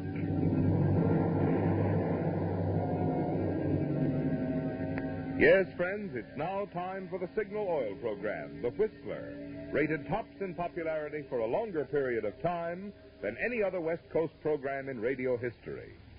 And here's an important announcement for Whistler fans in California only. Beginning next Sunday, January 2nd, due to California's going off daylight saving time, the Whistler will be heard in California only 1 hour earlier, from 8:30 until 9. Remember the change in time. In California only, the Whistler will be heard at a new time, from 8:30 till 9. In other states, the Whistler will be heard at the same time as always. And now the Whistler's strange story. Delayed Christmas present. Christmas was really over, for it was 1 o'clock in the morning at Pete's Cantina, a tough little night spot on the outskirts of Panama City. But the melody lingered on. You could hear the chimes of the big church a block away playing Adeste Fidelis. There was practically no business. 4 hostesses, all Americans, were sitting drearily at the far end of the ballroom near the bar. One of them, Mary Winslow, billed as Candy Porter, just sat gazing drearily into space, thinking bitterly of a past from which for a while there had seemed no escape. But for 5 months now, she'd been relatively safe. No one had been around asking any questions. As Candy Porter, blues singer, Mary Winslow had found a kind of security, not a happy security, for she was far away from home. And as the chimes became silent, Mary wondered if it was worthwhile. A reverie was broken up as she looked up and saw Spanish Pete, a fat, greedy owner of the cantina, approaching her table. Candy, look, there's an American gentleman just came in.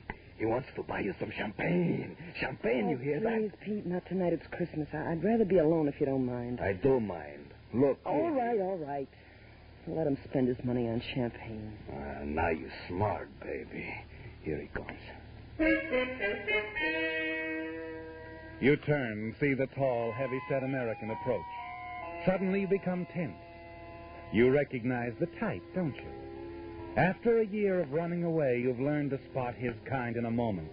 You fight to remain calm as he reaches your table. Sit down, Mr. Fontaine. Sit down. Sure you don't mind, Miss Porter? Of course not. Thanks. In that case, I guess I will. I'll go get the champagne. I keep him on ice. 11 years old, too. Cigarette, Mr. Fontaine? No, thanks. You don't mind if I do? Of course not. Light? Thanks. Strange, spending Christmas so far away from home. Mm-hmm. How come? Business. Important business. Couldn't it wait? No. This business means a lot to the people I work for. Well, here's what you say, bubble water. From Marseille, 13 years old. You said 11. That was from Le Havre. This is even better. Now I put him back in the ice. You want some more? You just call Pete. I got another one on ice just like him. Well, I guess it's kind of late to wish you a Merry Christmas, Miss Porter. So I guess I'd better just say season's greetings. Anyway, here's luck. Here's hoping you find whatever you came here after. I've already found what I came after. I'm glad. I hope you will be. Why shouldn't I be? Because I came after you, Mary Winslow.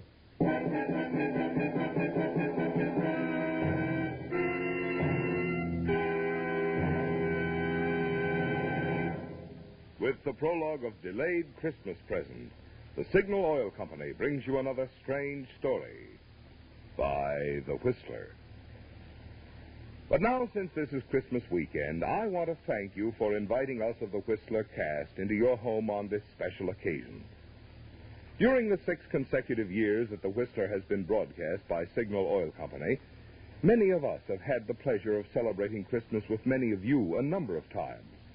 And believe me, we feel it a real honor that you consider us a part of your entertainment family. Tonight, on behalf of Signal Oil Company and the independent signal dealers who serve the states of California, Oregon, Washington, Idaho, Nevada, and Arizona, I want to say, we hope that your Christmas has been a merry one. May your new year be filled with peace, prosperity, and the good health with which to enjoy these blessings. And now back to the Whistler.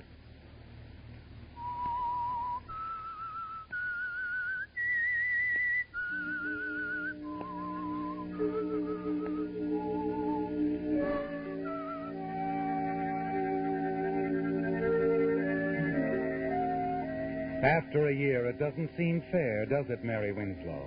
After a year of hiding, using one name and then another.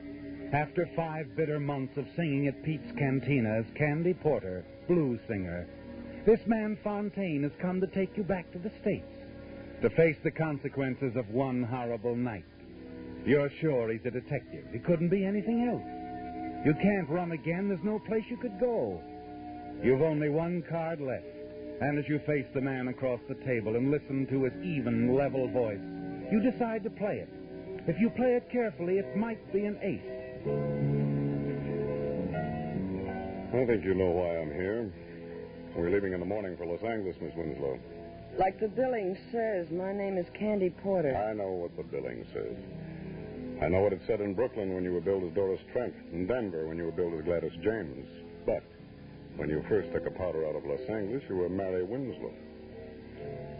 You know, it's almost funny you should call me Mary Winslow. We used to work together, her and me, in the same floor show. We could have been billed as twin sisters. The customers used to mistake us for each other, too. Now, look, Miss Winslow, let's quit kidding. I'm not kidding. A lot of other people have made the same mistake you have. And like I said, I knew Mary Winslow intimately. I think I could help you solve your case if you let me tell you about her. Sure. Go ahead, if it'll make you feel any better. Thanks. You see, Mary Winslow was really just a good kid that got a bad break. In love with a swell guy and scared to death of a hoodlum. She told me all about it. It's quite a story. I'll bet it is.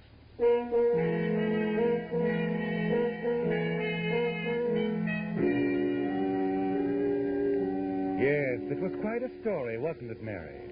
And it all began a year ago Christmas Eve at the Christmas party given by your employers in the pink room of the Swank Wilchester Hotel. You really enjoyed yourself that night, didn't you? And you were quite the hit of the evening. You sang 3 numbers and went over big. Your fellow workers didn't know your many talents. Everyone told you what a fine singer you were. And when you left, you were feeling good. So good you decided to drop into the cocktail lounge, make a phone call, and have a nightcap before going home. Scotch and soda. Mix it. Make mine the same, Bill. Gotcha? I heard you sing tonight. You were terrific. Thanks. What's the matter? Did he stand you up? Who? The guy you were just talking to on the phone. No, I guess he didn't stand you up. Didn't he? And he's on his way here right now. Yep, that's the answer. Lucky guy. Hey, our folks. Oh, take it out of here, Bill. Now, look here, Oh, mister. take it easy. It's practically Christmas. What's the harm of my buying you one drink? Like I said, I like your voice, Miss Winslow. Here's your change. Oh, thanks, Bill. You must be a detective. You know my name and everything. No, not everything. But it wasn't any trick to find out your name. I just asked one of the boys if I was dancing with. My name's Joe Clark. Oh, I see you've never heard of me. Should I have? A lot of people have. Most of the boys and girls around the night spots know me. Well, then that accounts for my ignorance. You see, I seldom haunt the night spots. Well, you should. With a voice like yours, you could be packing them in a good nightclub. Oh, now I get it. You're a professional talent scout, and you want to get me into the movies. No. I'm a gambler. Shock you? Why should it? Live and let live is my motto. And that's exactly what I'm going to do right now. What? Live my life and let you live yours. Good night, Mr. Clark. My. Just think, tomorrow I can tell all the girls at the office I met a real live gambler. You could tell them all a lot more than that if you believed in your voice as much as I do. Really? Uh-huh. You've heard of Dominguez on Sunset, out near the ocean? It's an undercover gambling club, isn't It's it? more than a gambling club. It's a swell floor show. A lot of big people go out there, people that count. And they're all intimate friends of yours, I'm sure. Not all, but I know quite a few. Could push you right to the top with that voice. Oh, that's the oldest line I've ever heard. It's not a line. Yeah, but skip it. Go on home. Listen to the radio. Eat candy. You can have a terrific time. You go to Domingo's with me, you can't tell what might happen. You might have to meet a couple of show producers. So play it safe and go home. It may be dull, but you'll always get to work on time. Is that all you have to say? That's all. Nighty-night. Wait a minute. Yeah? Could we be back fairly early? Leave anytime you say. Well, what are we waiting for? Oh, now you're making sense. I'll call a cab. Never mind, I have a car. It's parked right around the corner. Clark used just the right approach, didn't he, Mary? You realize you're being a fool. But as the hours pass, you tell yourself your fears are groundless. Joe treats you with perfect courtesy. You watch the gambling for a while, then proceed to the silver room and enjoy the floor show. Afterward, you have a little food and watch the dancers.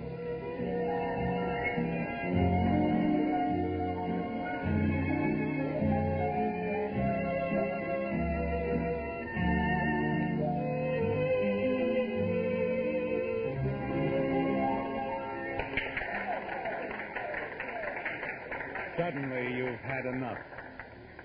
Joe, do you mind if we leave now? I said we'd leave anytime you said. What hit you? The music? Yeah, I guess that's it. Another guy? Another guy. My fiancé. What happened to him? He's in the Philippines. Research. Oh. Chemist? Doctor. Dr. Frank Wilson, M.D. That was his car we drove out here in. He told me to keep it warm for him. Well, too bad. We could have had a lot of fun. Well, shall we go?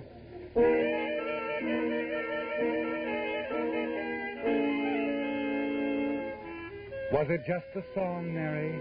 Or was it that uneasy feeling you have about Joe that made you want to leave so suddenly? It must have been the song. For as you're ready to leave the club grounds, Joe is still a considerate escort. Well, hop in. Oh, unless you want me to drive. I'll drive unless you mind too much. No, I don't mind.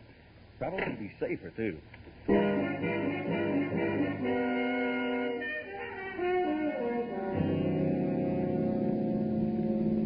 For several miles, Joe says little, seems preoccupied, and you feel relieved when he breaks his rather strange silence. Oh, say, Mary, would you mind stopping for a minute to drive in? All of a sudden, I'd have an awful headache. Maybe I can get some aspirin. I doubt it, but we'll give it a try. You can keep the motor running while I'm gone. I'll only be gone a few seconds. Okay. I'm dreaming of a white Christmas.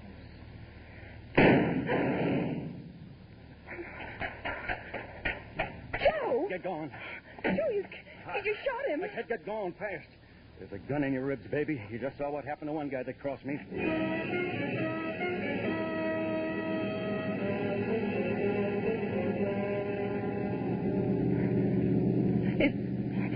Is he dead? I don't know. Oh, you. Oh, why was I such a fool? I'm right at the next corner. Car's been tailing us for the last 5 minutes. I'm glad. I hope it's a prowl car to save me the trouble of phoning the police.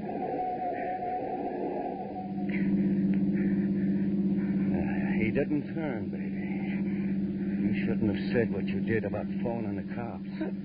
You better pull over and park. We got a couple of things to talk over. I said pull over.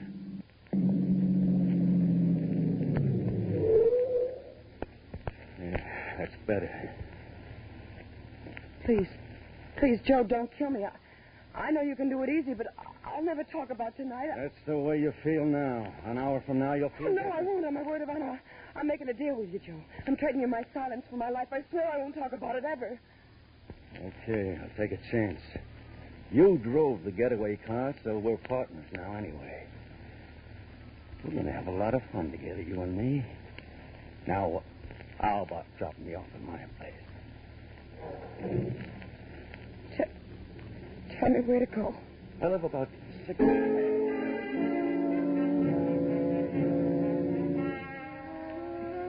After you drop Joe and you reach your apartment, you're so weak you can hardly stand. Your senses are reeling, your brain is spinning. You practically fall into bed. You try to snatch a little sleep, but sleep is impossible. Finally, at 6 o'clock in the morning, the newspaper is shoved under your apartment door. The headlines sicken you. Drive-in operator shot and hold up, dies. The subheadings are even worse. Unidentified man and woman seen fleeing from scene of crime in dark green 47 model Chevrolet. Pedestrian believes he can identify both car and woman. There it is, Mary. Hopeless, isn't it? Even if you called the police, your story would sound phony now. It's closing in on you, isn't it, Mary? Yet frightened as you are, you're certain of two things. That you're not going to become further involved with Joe Clark. And you won't allow any unfavorable publicity to fall on your absent fiancé, Dr. Frank Wilson. You were foolish to risk a life of happiness with him, weren't you? For a few moments of excitement with a gambler, a murderer like Joe Clark. But you decide there's only one thing you can do, Mary. Leave town, disappear, and never see Clark again. You dress hurriedly, packing only a few belongings, and then spend Christmas Day and night at the home of a girlfriend. The next morning, you're on an eastbound plane. 3 months later, you're singing in the Golden Lion, a prosperous little nightclub in Brooklyn, New York, where you become a featured performer under the name of Doris Trent. You're a great success under your new name. And then one night you have a visitor. You're sure it's Mr. Vern Shields, London musical comedy producer. Come in. Well, what do you know?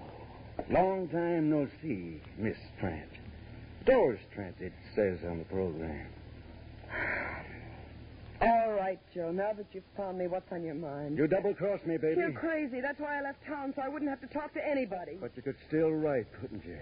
I don't get you. That anonymous note to the police, written just after you left, telling all about that driving job. Gave the exact time, my name, where I lived, what I had on, everything. But not a word about the girl with me. Funny, huh? You're the only one that knew all of that, baby. Oh, no, Joe, you're wrong. Believe me, I didn't write any note. Couldn't have been anyone else.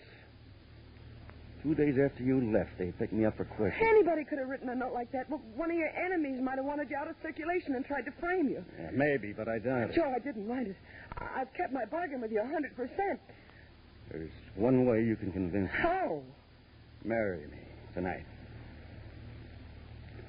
Marry you? Yeah. That way I'll be sure of you. Wives don't testify against their husbands. Besides, I'll know what you're doing all the time. Oh, Joe, I got to go to my show. Let's talk this over in the morning. Tonight or else. You can run up to Connecticut. But go ahead, do your show. And if you've got any ideas about calling in the cops, don't forget you drove the getaway car. And in case anything serious should happen to me, there's a written confession in my pocket telling exactly how you helped me pull the job. How we used your boyfriend's car. How you kept the motor on waiting for me. Your doctor would love reading about that, wouldn't he? No. No, he wouldn't. Then don't get funny. Go ahead and on to your show. I'll wait for you here.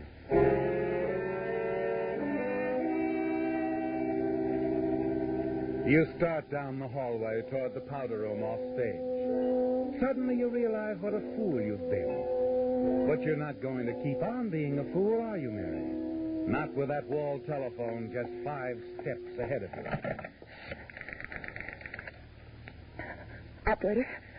Oh, operator. Get me police headquarters. Better quick. hang up quick, babe, and I mean quick. You should have looked around before you called. I had a hunch you'd try to double-cross me. Now I know for sure who wrote that note to the cops. Oh, I didn't, Joe. You honest. just tried to call him, didn't you? All of a sudden, I've lost interest in getting married. We're just going for a little ride. Come on, babe. Start walking. No, Joe. I'm not moving a foot, not an inch. If I have to be shot, I'll take it right here. Let go of my arm. What's going on here? Something wrong, Doris? This guy bothering you? Yes, he is. He wants to date me. Tell him to leave, will you, Eddie? Maybe I'd better take him into the office and call the cops. No. Thanks, Eddie. There's no need for that. He's just another wolf. Tell him to leave. That's good enough. You heard what the lady said, Bud. Start traveling. Okay, chum. Anything you say. I'll see the lady later. We park right across the street. Miss Trent. You should have let me call the cops. I would have if he hadn't had you covered with his gun. Oh? Thanks, kid. Eddie, I gotta get out of town fast. After what you just did for me, that's a cinch. Grab some clothes while I phone my wife I'm bringing you home. We'll go out the rear entrance. My car's on the lot next door. Tomorrow I'll call a friend of mine in Denver. He'll put you to work right away. You better change your name, though. That'll be easy. I'm getting used to it.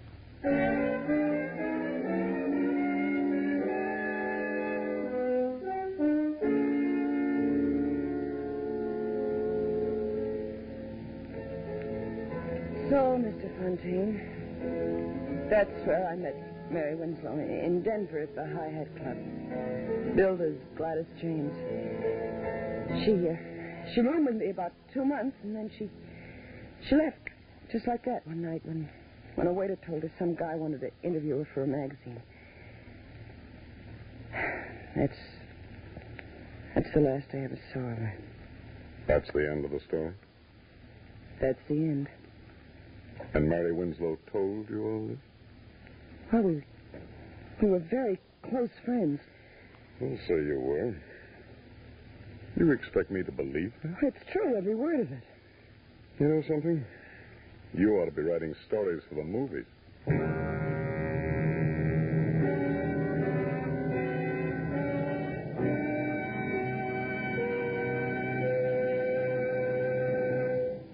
The Whistler will return in just a moment with a strange ending to tonight's story.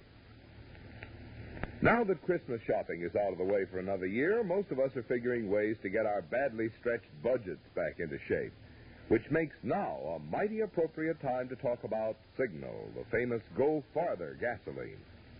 Mileage, of course, is only one of the reasons that folks who insist on getting the most from each gasoline dollar choose Signal. In addition, they like the superior performance that goes hand in hand with mileage. You see, the only way today's Signal gasoline can give you such good mileage is by helping your motor run more efficiently. And when your motor runs more efficiently, you also enjoy quicker starting, faster pickup, smoother power, the things that make driving more pleasure. So, among your resolutions for the new year, how about resolving to put Signal gasoline to the test in your car? See for yourself why drivers who insist on quality, as well as those with an eye for economy, are both switching to Signal, the famous Go Farther gasoline. And now back to the Whistler. Well, Mary, it looks as though you've lost, doesn't it? That your one card wasn't enough. The man across the table, the man you're sure is a detective, who has come to take you back to Los Angeles to stand trial for a hold-up and murder you had nothing to do with, doesn't believe you, does he? And the jury in Los Angeles won't believe you either. Yes, Mary, it looks as though you've lost, but you're going to play the game to the end anyway. And as the piano player across the floor plays the tune he's played 1,000 times in the last 2 weeks, you quietly watch Fontaine and await his next words. How long did you say you've been here? I didn't say. I got here about 5 months ago. Like it here? No. That's what I figured. Look, Miss... Cigarette? Yeah, thanks. Light? Mm-hmm.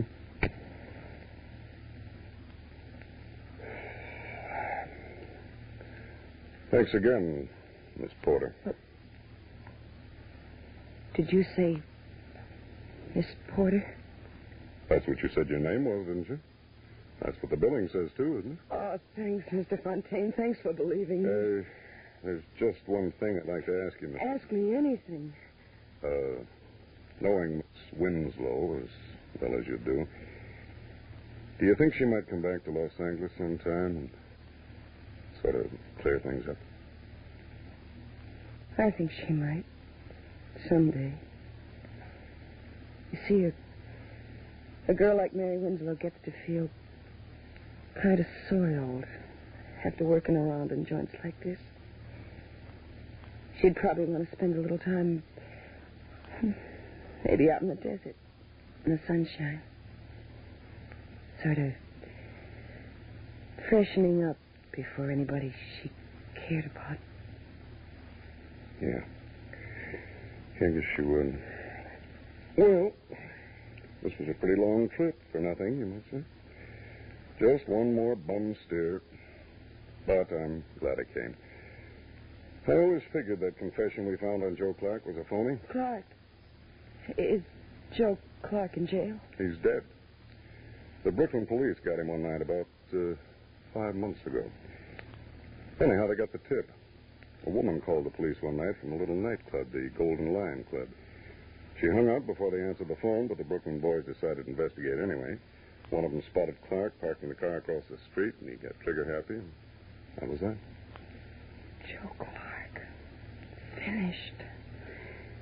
Well, Miss Porter, if you ever run into Mary Winslow... I'll tell her all about the Christmas present I got from a swell cop named Fontaine. I'm not a cop, Miss Porter. You're not? Then who are you? I'm a private investigator, working for a guy named Wilson. Dr. Frank Wilson. Frank Wilson? That's right. He's in love with Mary Winslow. Doesn't care where she's been. Just wants her to come back and marry him. Well, so long, Miss Porter, and Happy New Year. Mr. Fontaine. Yes? Do you think you could arrange for me to go back to the States with you? I guess I could. I was figuring on taking one lady back. Are you going on through to Los Angeles? Not for a while. I'd kind of like to spend a little time in the country somewhere. But I think maybe before next Christmas. Well, I think I'll find Mary Winslow again.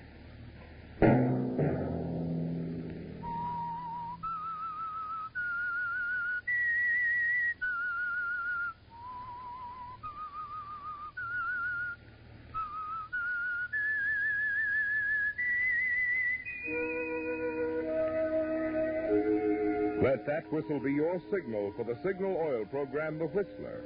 Now let me repeat an important announcement for Whistler fans in California only. Beginning next Sunday, January 2nd, due to California's going off daylight saving time, The Whistler will be heard in California only 1 hour earlier from 8:30 until 9. Remember the change in time in California only. The Whistler will be heard at a new time from 8:30 till 9. In other states, The Whistler will be heard at the same time as always.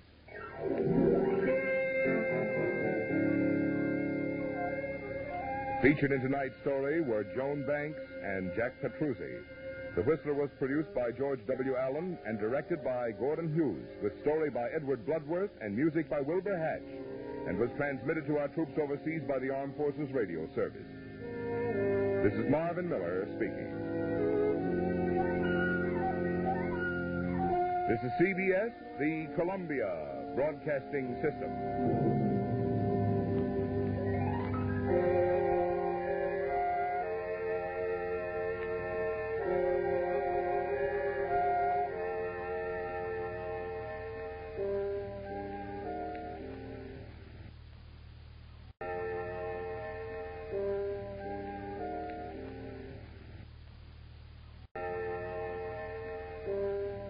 Next up in our lineup, Letter from Cynthia, originally aired December 25th, 1949. For more than a year, Neil's resentment toward Charlie Bennett had simmered, quiet, steady, poisonous. And now the girl at the switchboard has informed him that Bennett is here in the hospital where Neil interns, broken from an automobile accident. The irony is savage. Neil must prepare the drugs that might save the man's life. Might. As he takes the stairs 2 at a time toward the laboratory, the past hits him harder than the urgency of the moment. His mind snaps back to that night more than a year ago, when the roles were reversed and the stakes were different. Neil didn't see it then, but he had been entirely in Charlie Bennett's hands, helpless, vulnerable, and blind to the danger. And now stay tuned for the program that is rated tops in popularity for a longer period of time than any other West Coast program in radio history. The Signal Oil program, The Whistler, transcribed for Christmas by the Signal Oil Company to enable the cast and the entire production staff of The Whistler to enjoy Christmas Day at home with their families.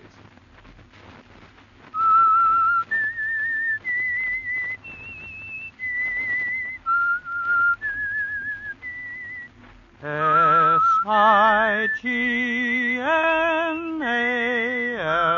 Signal, Signal Gasoline. Signal, the famous Go Farther gasoline, invites you to sit back and enjoy another strange story by The Whistler. For extra driving pleasure, the signal to look for is the yellow and black circle sign that identifies Signal service stations from Canada to Mexico. And for Sunday evening listening pleasure, the signal to listen for is this whistle that identifies the Signal Oil program, The Whistler.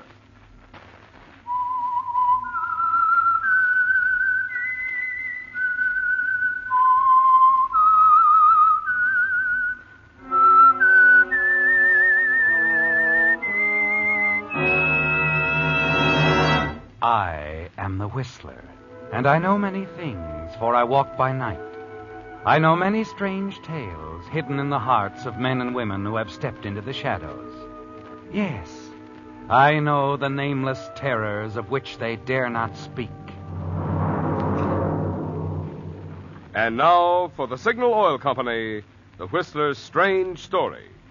Letter from Cynthia.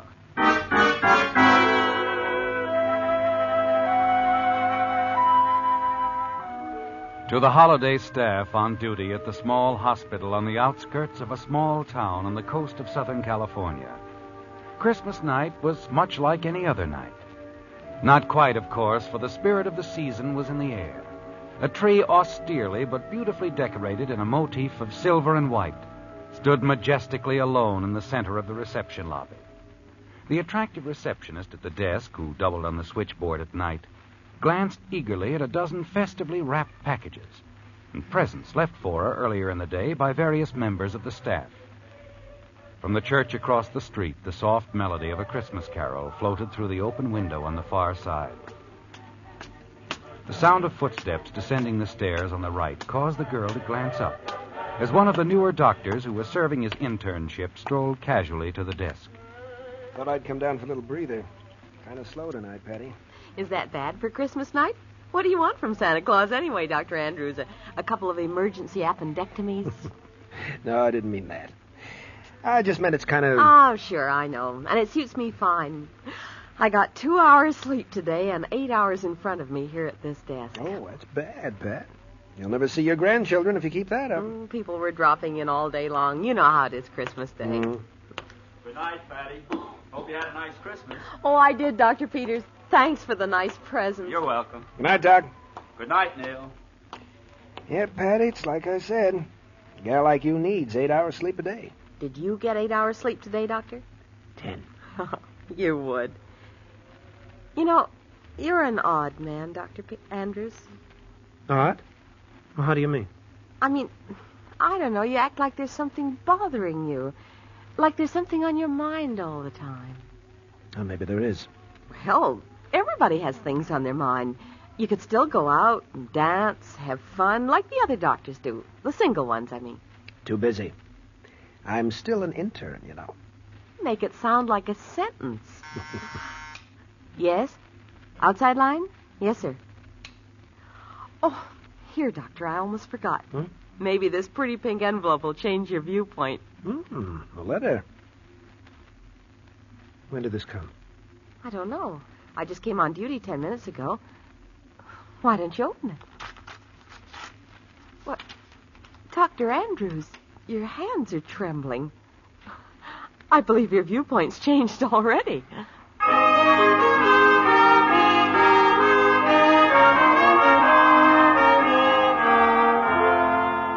Yes, Neil, your hands are trembling as you recognize the handwriting. Read the return address on the envelope. The address of lovely Cynthia Walker. She's out of your life now, isn't she, Neil? No. She'll never be out of your life, will she? You're just out of hers. You walk across the lobby, choose a chair near a light, and stare into space for a moment. The memory of that last moment with Cynthia crowding every other thought from your mind. It isn't pleasant to recall, is it, Neil? The unfortunate accident that cost you your reputation, your position, and the love of Cynthia Walker. At the very beginning of your career as an intern in an important hospital. You remember Cynthia's thoughtless, angry words that followed. Yes, looking back to that day more than a year ago, it's hard to believe now that a few hours could have made so much difference in your future. But they did. And as you try to read the words on the scrap of paper, Cynthia's letter in your hand, you know that one man is responsible for it all. Charles Arthur Bennett, the man who lied when the truth would have cleared you. Charles Arthur Bennett, the man who called himself your best friend.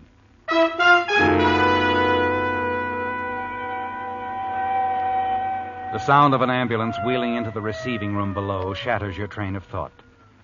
Across the room, a yellow light flashes on the switchboard. You turn quickly back to the letter. But your thoughts are blurred, and you know you won't have time to finish your letter before you get the call you're sure is coming. Yes, Doctor. Yes, Doctor? Yes. I'll make out the registration card right away. Dr. Andrews? Yes? Yes, Pat? Admitting room? No, Miss Stevens is busy. 412 has had a relapse. Oh. They're taking the emergency to the 3rd floor. Dr. Graham wants you to go to the 3rd floor drug room. What kind of accident? Car crash, traumatic and hemotractic shock. Patient very weak. Dr. Graham wants you to prepare injections of sereptamine and saccharin. Take them to the operating room, 3rd floor. Right. I was afraid we might have one of these before the day was over. You get any details? No, only it was an automobile accident. The man's unconscious. But according to the identification card in his wallet, his name is Charles Bennett, salesman. Who did you say? Bennett. Charles Arthur Bennett, Los Angeles.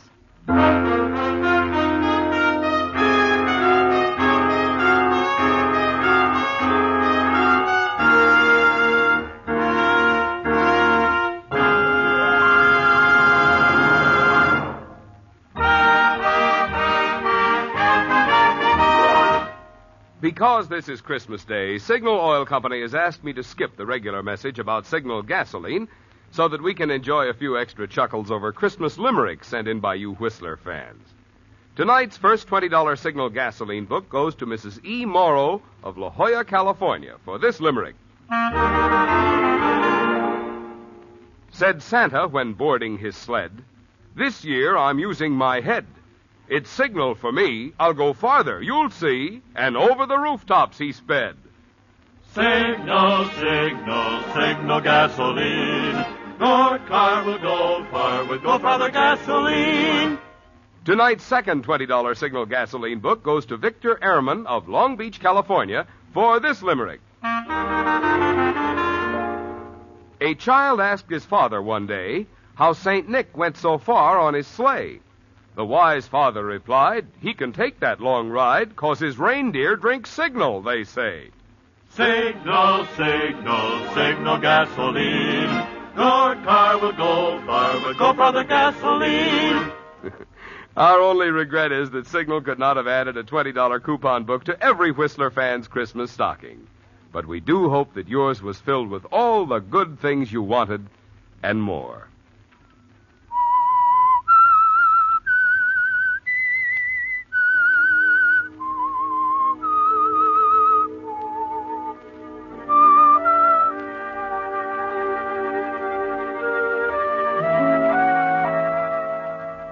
Yes, Neil, it's a shock, isn't it, to realize what's happened. For more than a year, your resentment of Charlie Bennett has smoldered. And now the girl at the switchboard tells you that he's here in the hospital where you're now interning, the victim of an automobile accident. That you have to prepare the drugs that might save his life. Might save his life. As you hurry up the stairs along the hallway to the laboratory, your thoughts go back to that night more than a year ago. The circumstances were quite different then, weren't they, Neil? Because, although you didn't then realize it, that night you were at the mercy of Charlie Bennett. The night which began at a birthday party for Charlie Bennett more than a year ago at the home of a mutual friend. But as far as you were concerned, there were just the three of you. Cynthia, Charlie, your best friend, and you. Yes, Neil, things were much different then. Oh, it's a wonderful party. I wish I didn't have to leave right in the middle of it. Well, if you must, you must. I'll drive you home. No, darling, I've already phoned for a taxi. Now, this is the first time you've been off duty from the hospital in a long time. I want you to stay here and relax and have fun. Okay, but I might get into trouble, you know. I trust you. You're a big boy now. Or I wouldn't have told you I'd marry you. Have you told Charlie? No, not yet. I'll tell him tomorrow. I don't want to seem conceited, but, well, telling him tonight that I'm going to marry you, it just might spoil his birthday party. Yes, it would. By the way, where is Charlie? Oh, he's around. Over in the corner, I think. That island completely surrounded by the ocean of blondes. Well, I wouldn't think of invading that territory. Just to tell him good night. You tell him for me, will you, Neil? Sure. You really have to go. Oh, I'm afraid so. Jane's only in town for the night, and I don't get to see my sister very often. My taxi ought to be here by now. Now, it's your night off, dear. You have fun. You interns don't get out of that hospital often enough. And besides, the champagne is wonderful. Anything you say, darling.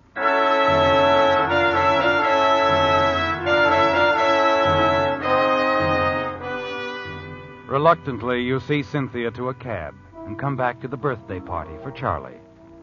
You take Cynthia's advice, too. Enjoy a little champagne. Make party talk with other friends, and you do have a good time, Neil. You relax for the first time in weeks. In another hour or two, most of the crowd is gone, and finally you even convince Charlie that it's time to go home. And in the lobby going out.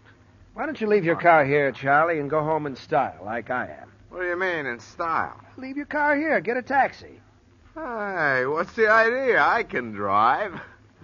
Oh, don't tell me the good doctor's in his cups from a little champagne. Oh, no, not really, but I just don't want to do any driving, that's all. Well, you don't have to do any. A little bit of champagne didn't bother me. Look, tell you what. We live close to each other. We'll use your car, and I'll pick mine up tomorrow. I'd sure rather take a taxi. Oh, aren't any taxis around anyway? There's a stand about 3 blocks away. Not at night, Neil. Oh, besides, you'll need your car to get to the hospital in the morning. Come on, Neil, boy. I'm okay. All right, if you're sure. Let's go. But take it easy now.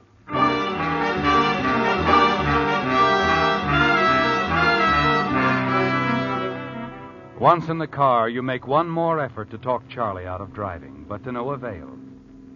You're getting a little weary of the slight argument, so you let him drive your car.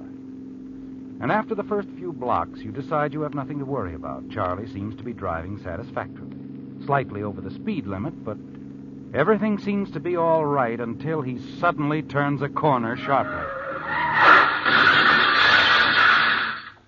That's the last you remember for a little while. When you open your eyes, you feel a dizziness, a dull pain at your temple, and someone's talking somewhere. Come on, fella. That's it. Come on, boy. Come on. Here. Are you hurt? Hurt? Oh, no, no, officer. Not much, I guess. Just a bump on the head. Hey, that lamppost made quite an impression on your car, though. What's the idea of driving like that? Oh, me? Charlie was driving. Oh, Charlie was driving. Yeah, he's gone. He sure is absent. Say, you're a little on the woozy side, friend. Charlie, where Where's Charlie? Hey, come on, chum. That's enough about Charlie. Now, how much have you had to drink, anyway? I haven't had much to drink. Look here, officer. Charlie was here. I know he was here. No one was here, chum. I heard the crash around the corner and came straight here. No Charlie, no nobody. Just you. And the little man who wasn't here. But he couldn't have gone. Charlie! Yeah, that's all, chum. We got a swell place downtown where you can sleep on it, huh?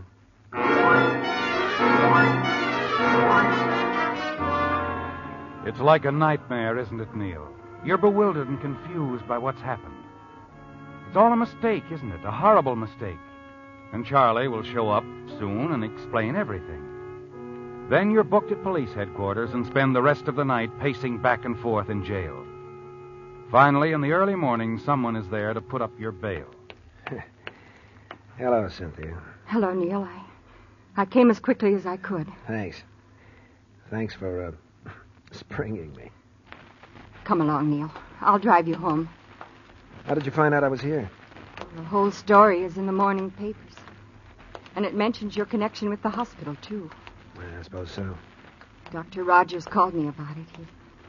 He was quite concerned. Well, he needn't have been. We'll get this whole thing cleared up in no time.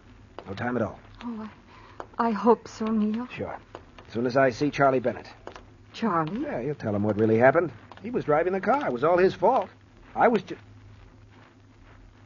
What's the matter, Cynthia? Why are you looking at me like that? Well, I've already talked with Charlie. Well, he told you then how it really happened. Charlie said he wasn't with you last night when it happened. He took a cab. He went home alone. It leaves you stunned, doesn't it, Neil? You're certain there must be some mistake. But once Charlie understands how much it means to you, he'll realize what's happened and tell the truth. It's too late to prevent the unfavorable publicity for the hospital, but at least you could be cleared in Dr. Rogers' eyes and in Cynthia's. You see Cynthia safely home and then take a taxi directly to Charlie's apartment.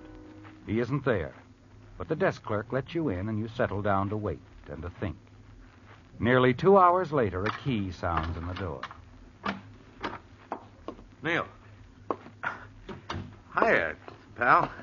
Why didn't you tell me you were coming? I would have waited. I didn't plan on it. The desk clerk let me in. You talked to Cynthia on the phone this morning, didn't you, Charlie? Cynthia? Yeah, crack of dawn, naturally. She was worried about you. Naturally. And what did you tell her? Oh, that's what's worrying you, huh? Well, I didn't really mean to do it, Neil, but I had to. Want a drink? No. Mind if I have one? Look, Charlie, I'm trying to give you a chance to explain. Okay. No reason to get sore. You lied to Cynthia. Why? Well, I told you I had to. You know, as a salesman, I have to drive a car to make a living, What's Neil. that got to do with it? Only everything, that's all. Look, Neil, I didn't bother to mention it to anyone, but I was in a scrape 3 weeks ago. I got hauled up for driving under the weather. I got off with a fine and a warning that time. Wait a minute. You mean you deliberately let me take the rap for your accident last night? Well, I tell you, I couldn't help it. Do you know what a spot this has put me in? The hospital has a reputation they're pretty jealous of, you know. Sure, and I've got a job. And so have I. I think you'd better put down that drink and get your coat on, Charlie. Why? Because you're coming with me to explain to Dr. Rogers. Then we're going together to see Cynthia. Oh, what good would that do? It's all over now, Neil. You mean you're refusing? I mean I went home in a taxi last night alone. Told my story once, and I don't see anything to gain by changing it now.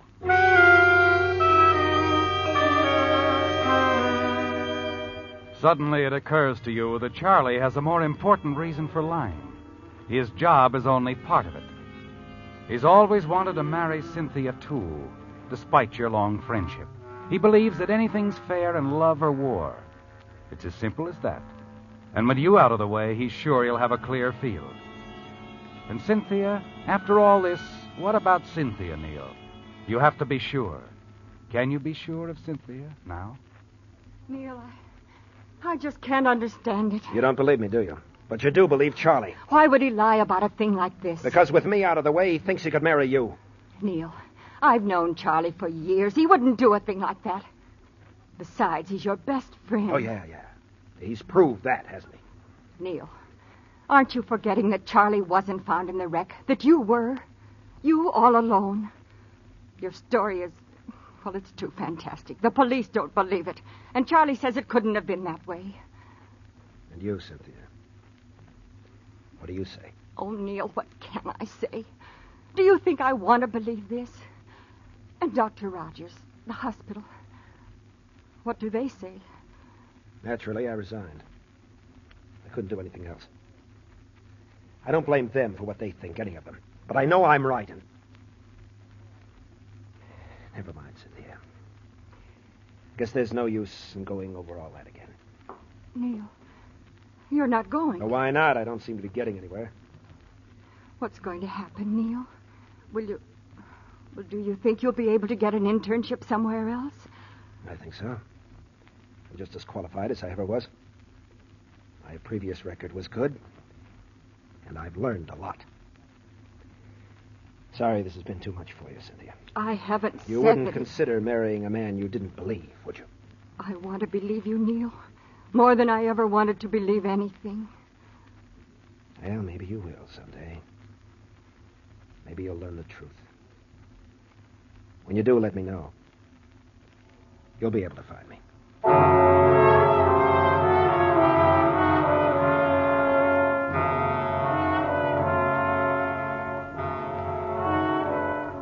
Yes, it all happened more than a year ago, didn't it, Neil? You cut off all contacts with your friends in Los Angeles. You've often wondered if Cynthia ever married Charlie. And every time you've wondered, your hatred toward him has grown deeper. You've often thought of killing him, haven't you? Yes, often. And now on Christmas night, more than a year later, in a small, out-of-the-way hospital, fate places the life of Charlie Bennett squarely in your hands.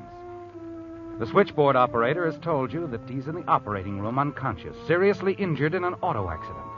And you've been assigned to prepare the medication which will spell life or death for him. Just a little too much, or not quite enough.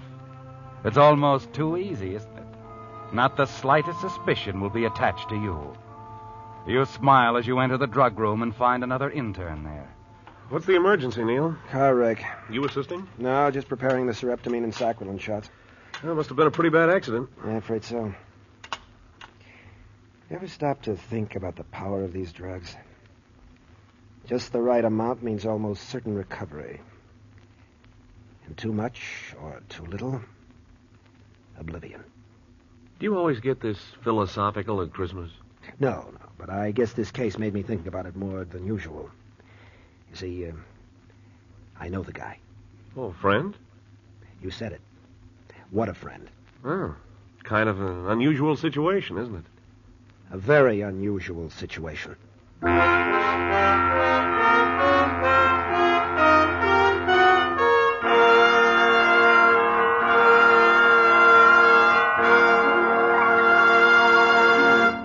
You know, friends, we of Signal Oil Organization feel mighty proud and pleased that you have invited the Whistler into your home so regularly throughout the year, and especially on Christmas Day.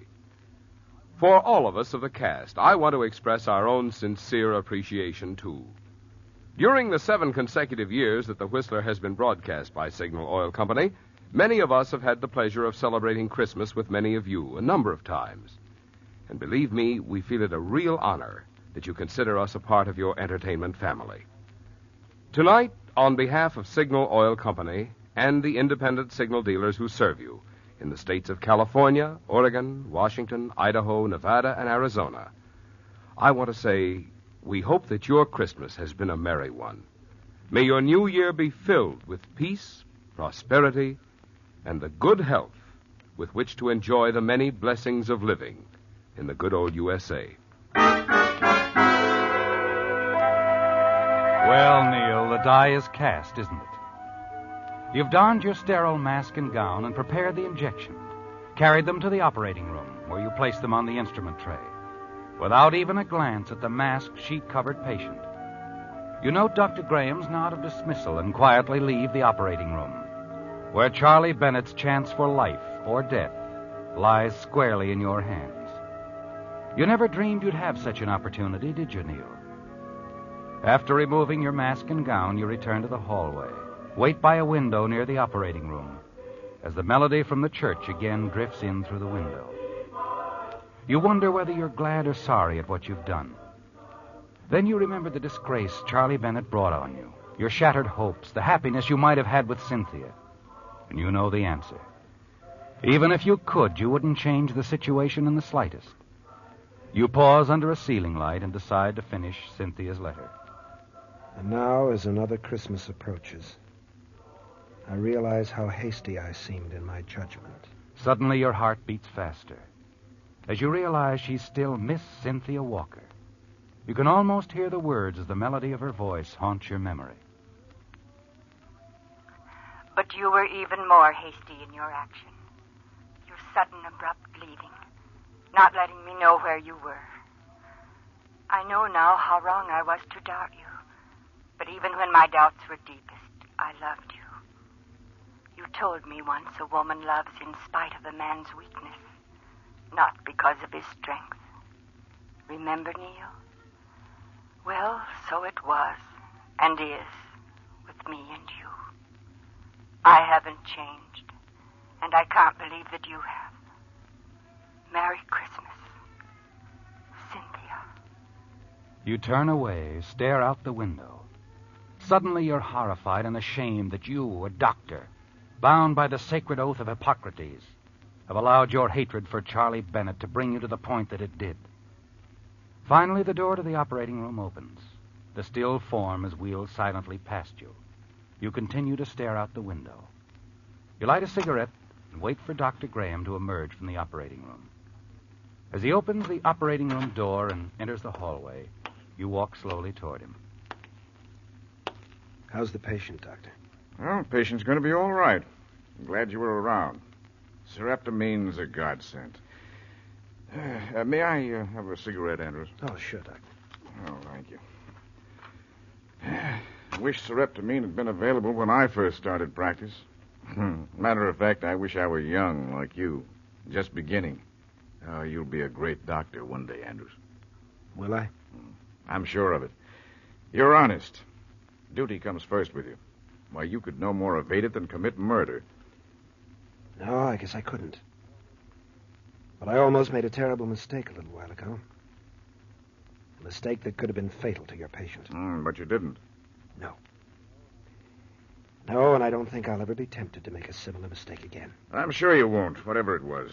No, the practice of medicine's in your heart, above everything. Yes, I guess it is. Oh, it is. I've always known that. That's why I appointed you. Thank you, Doctor. When can I speak with Mr. Bennett? Oh, any time you wish. He's lying down in my office. Bennett wasn't seriously injured, just knocked out temporarily. He was driving the car. You mean someone else was... Oh, our patient was the young lady with him. It seems they were on the way out here to the hospital to see one of our interns. She'll be okay. Doctor, who was she? Well, her name's, Walker. Cynthia Walker.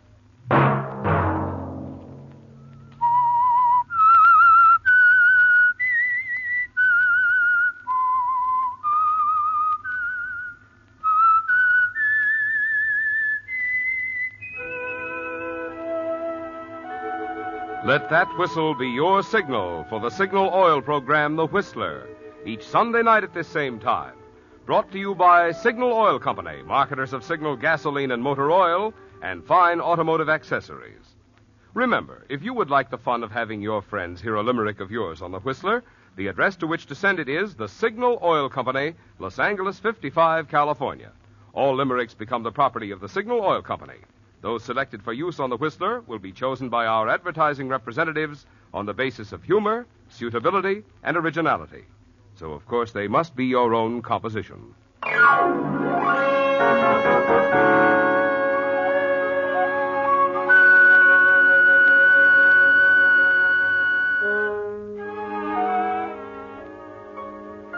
Featured in tonight's transcribed story were David Ellis, Isabel Jewell, and Paul Frees. The Whistler was produced and directed by George W. Allen, with story by Edward Bloodworth, music by Wilbur Hatch, and was transmitted to our troops overseas by the Armed Forces Radio Service. The Whistler is entirely fictional, and all characters portrayed on The Whistler are also fictional. Any similarity of names or resemblance to persons living or dead is purely coincidental. Remember, at this same time next Sunday, another strange tale by The Whistler.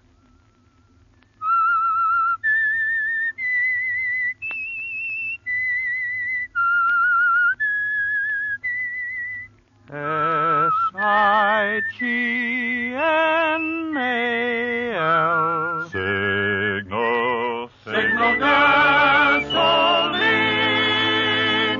Marvin Miller speaking for the Signal Oil Company. This is CBS, the Columbia Broadcasting System. Next up, a warm episode titled 3 Wise Guys, originally aired December 24th, 1950. 'Twas the night before Christmas, and for once, even New York's Broadway, the glittering avenue of dreams and bad decisions, lay still and silent. The cafes were shuttered, the restaurants dark, and only a few stubborn refugees remained lit for the hardy souls who preferred their own company on Christmas Eve. One such place was Good Time Charlie's Bar on 49th Street, where, on a night like any other, a chain of strange events quietly took shape.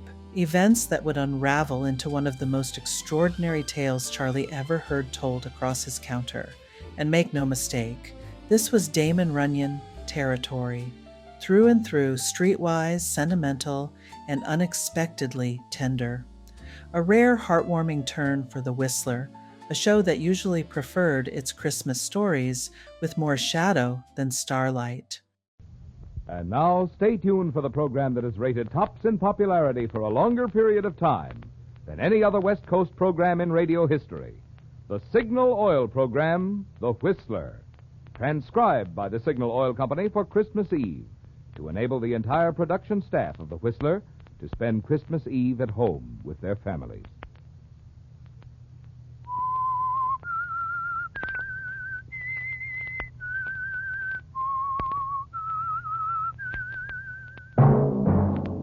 Signal, the famous Go Farther gasoline, invites you to sit back and enjoy another strange story by The Whistler.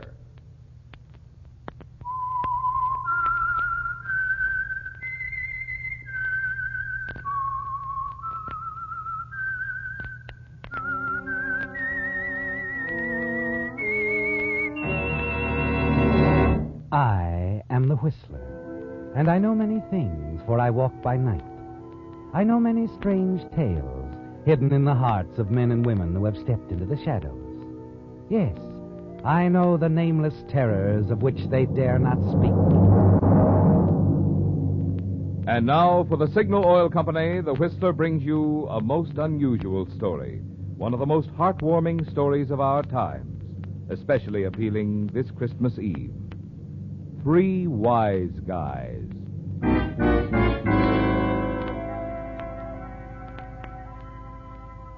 'Twas the night before Christmas, and all through the house, not a creature was stirring, not even a mouse.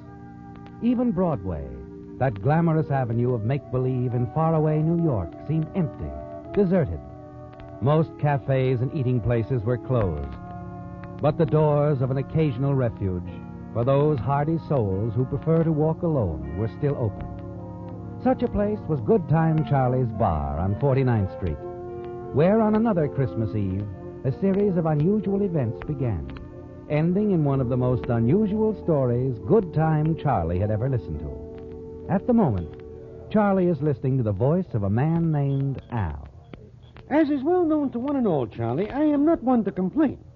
But it strikes me that Broadway would bring very little tonight on the open market. I know you 10, maybe 15 years, Al. Until now, I don't know there is an open market. For the past 12 months that I know of, I am 100% legitimate. Honest, legitimate Al. Want another rock candy and rye? Without the rock candy? I very seldom indulge in alcoholic beverages. But in answer to your question, yes. Haven't seen you for a year, Al. Want to run over that part again where you tell me you're playing it straight for the past 12 months? As of last Christmas Eve, I am a 100% honest ticket scalper. I do not make a killing, but I get that good, warm feeling that comes with being 100% legit. It feels good to play it straight? Cozy. You want to tell me about it, Al? I do not mind if I do, Good Time Charlie. It all begins a year ago tonight, right here in your strictly high-class drum. Blondie Swanson was here with me, remember? Yeah, I think I do remember, Al. Now, Blondie Swanson is one of the gentry which operates on that side of the law as very few calls right, though Blondie himself always feels this is a matter of opinion. But Blondie is not concerned with his racket a year ago tonight. You are busy chauffeuring the bar, Good Time Charlie, so maybe you do not notice the sad scene. Yep, it is last year, just about this same time, when Blondie comes in here. His big frame pretzeled with grief. Hello, Al. Well, hiya, Blondie. I see you are not so happy tonight. Why not join me in a medicinal rock candy and rye? Without the rock candy. I am fighting off a touch of grip. Okay, Al. I got a bad case of memories tonight. If rye can pack away the grip, maybe it can take a load off my memories. Hey, Charlie, 2 more rock candies and ryes, without the rock candy. I'll slide them down. Are these conversational memories, Blondie, or shall we give them the clamp? You recall a doll named Clarabelle Cobb, Al? Miss Clarabelle Cobb? Of course I do. She is well known to one and all on Broadway as a leading light with George White's Scandal some years back. Yeah.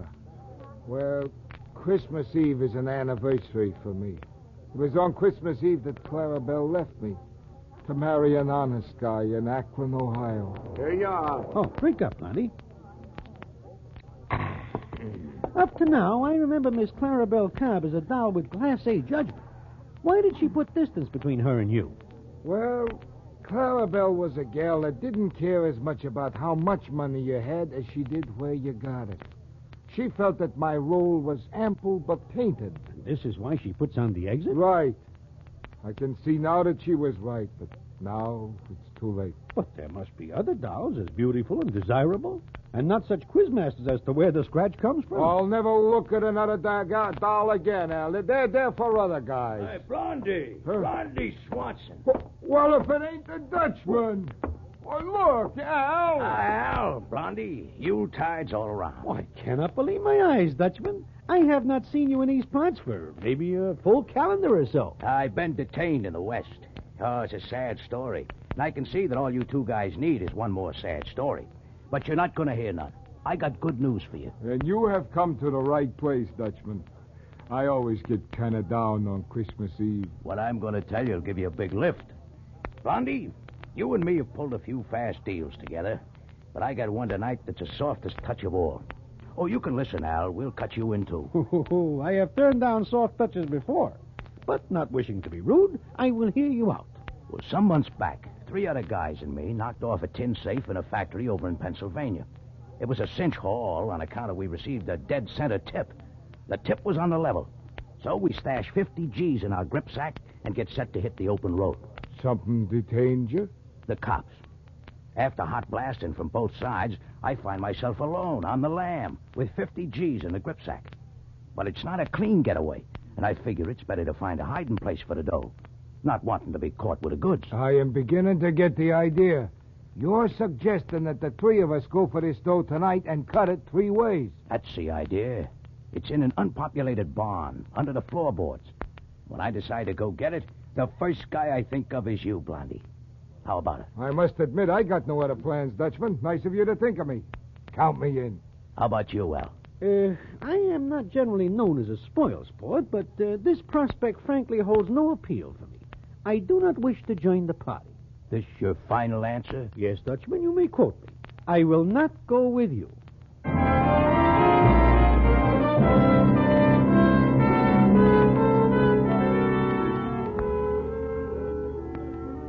Well, good time, Charlie. That's the way it went.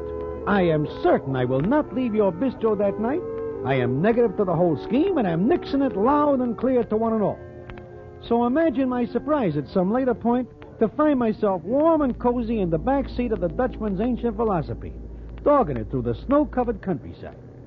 The whole setting is so peaceful, I am catching small doses of snooze. But in between times, I cannot help but overhear the up-front conversation of Blondie and the Dutchman. You sure this is the right road, Dutchman? Certainly I'm sure. I can fly this road blind if necessary. You are not flying blind now, so you must have noticed that the radiator is percolating again. I think we better stop and take on another load of snow. Guess we'll have to. But I sure hate these delays.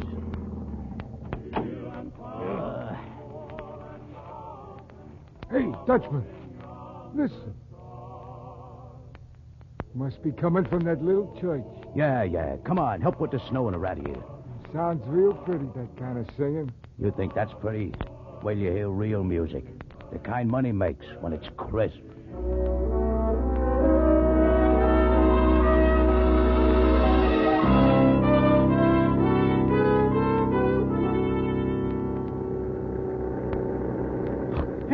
Hey, Blondie, Dutchman, where are we? In Pennsylvania, Al. Not far from that barn where I stashed the factory payroll. How can you tell? I, for one, see very little but darkness around and about. I got to agree with Al, Dutchman. I got a feeling we're lost.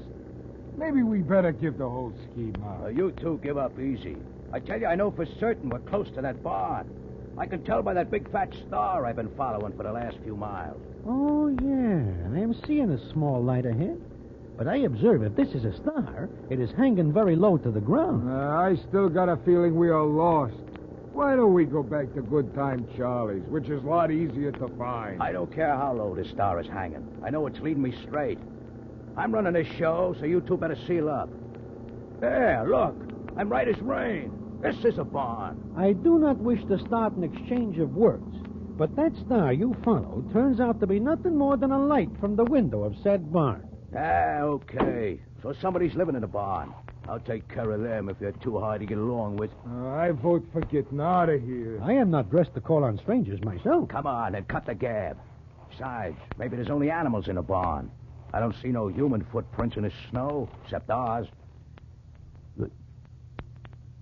I'll be doggone. Look through that window, Blondie. Is that a doll in there? Let me see. Yeah, she's a doll. Not only that, I don't think she's feeling in the pink either.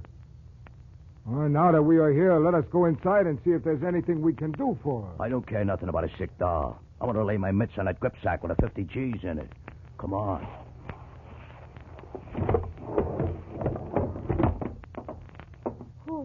Who's there?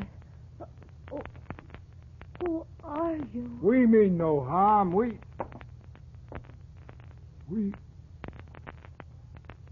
Well, for... if it ain't Miss Clarabelle Cobb in person.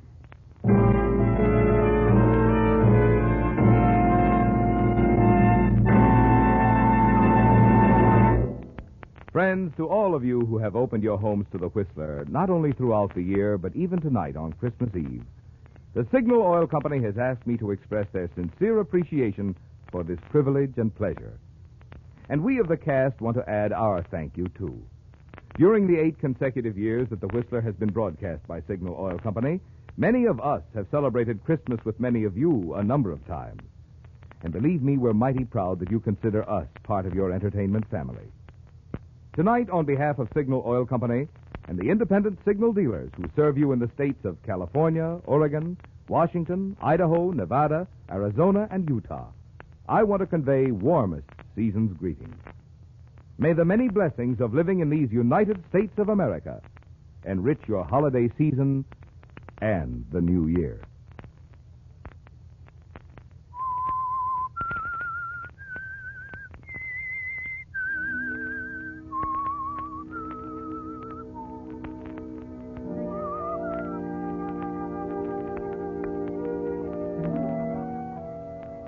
Yes, Al, that isolated barn in the snow-swept Pennsylvania countryside, so far removed from Good Time Charlie's bar, where you're now enjoying Charlie's rock candy and rye without the rock candy, held a surprising development for you, Blondie Swanson, and the Dutchman, didn't it? The three of you had driven there that Christmas Eve a year ago to claim the $50,000 payroll the Dutchman had hidden there.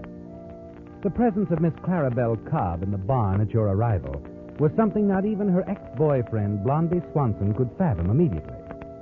And you were even more puzzled than Blondie, weren't you, Al? Only the Dutchman seemed to have the faintest understanding of what it's all about. So you turned to the Dutchman. Dutchman, I am not understanding all this. Why do you not inform us? Listen, Al, you and Blondie better clear out of here for a while. Take a walk in the snow. I guess I'll have to take care of this doll. Huh? Look, Dutchman, I haven't seen Clarabelle for a long time. If you think I'm going to leave her now and go for a walk with Al, you are nuts. Besides which, Dutchman, this doll is clearly at grips with some strange malady. I do not think it is polite the three of us should visit in this manner at this time. Listen, I came here to get 50 G's, not a sick doll and a lot of lip from you two. This won't take long, so blow. But, Dutchman... I'm getting fed up with you, Blondie. I know what I'm doing. I've delivered 7 of the 8 kids my wife's had. And I never needed no doctor. This one will be a cinch. Now, will you get out of here?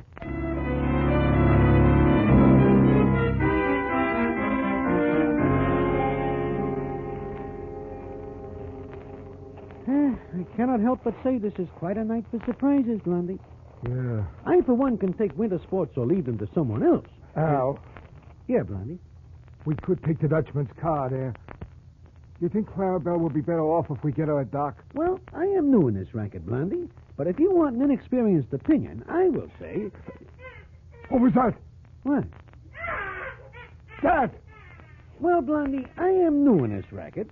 But if you want an inexperienced opinion, I will say Miss Clarabelle Cobb is a cinch mother. Come on, let's get back to the barn.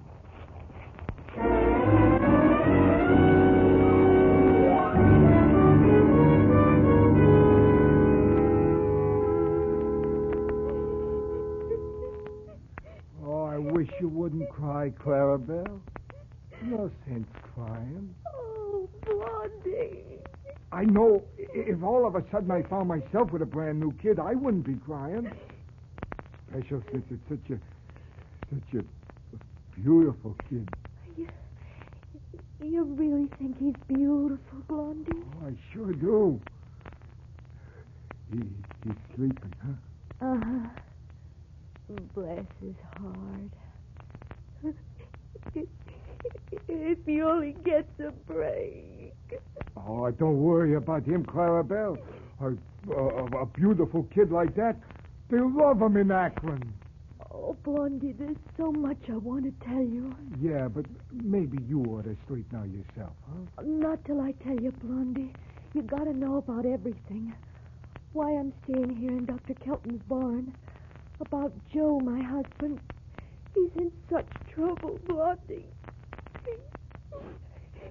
He's in jail. Come on, Al. Let's go find the gripsack. I know right where it is.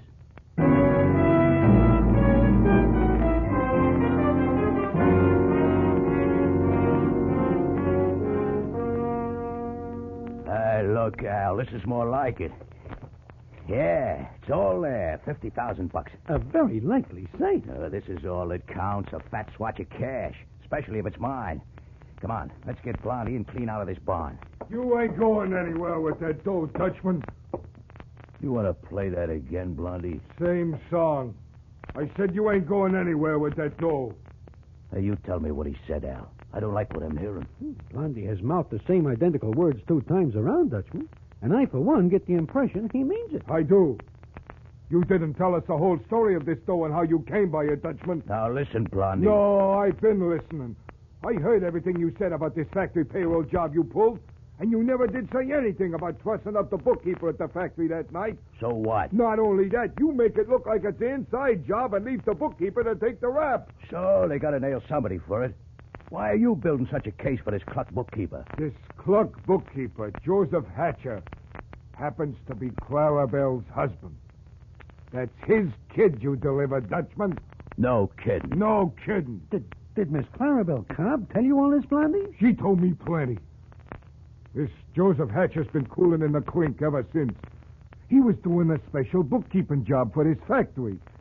Came here from Akron to do it. He's a right guy, an honest guy. Or can you understand that, Dutchman? Here, Blondie, here's something honest I understand. Hey. Yeah, a gun. Easy, Dutchman. Shut up, Al. Now, look, Blondie, I've been patient with you. I know you're soft for this doll, and that's your business. But you're interfering with mine, Blondie, and I don't like that. Now, let's get out of here, with the dough, and quick.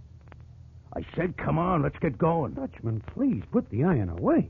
It is not in keeping with the season to pull a heater on Blondie. In addition to which, the shouting is apt to wake that kid, who is a pretty tired character like his mama. Well, now you're going soft, Al. What's with you two? Listen, Dutchman.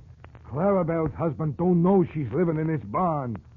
When she heard they'd sorted him away on a bum rap, she came here to try to help him. And she found out she was going to have a kid, and she looked up a doc here, a guy named Kelton.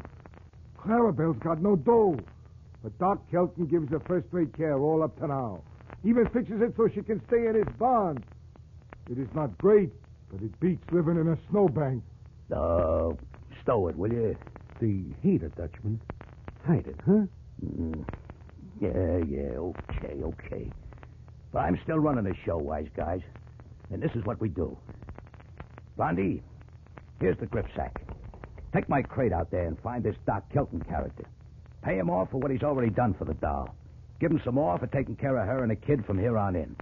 Then bring the grip sack back here, and we'll blow. Yeah. You bet, Dutchman. And you can tell this doctor a couple of things for me. Tell him to get Clara Bell and the kid to a hospital where they belong. Sure, Dutchman, sure. And tell him that till now we didn't need no doc. That the Dutchman took care of things perfect. And that Mama and kid are doing nice. Real nice.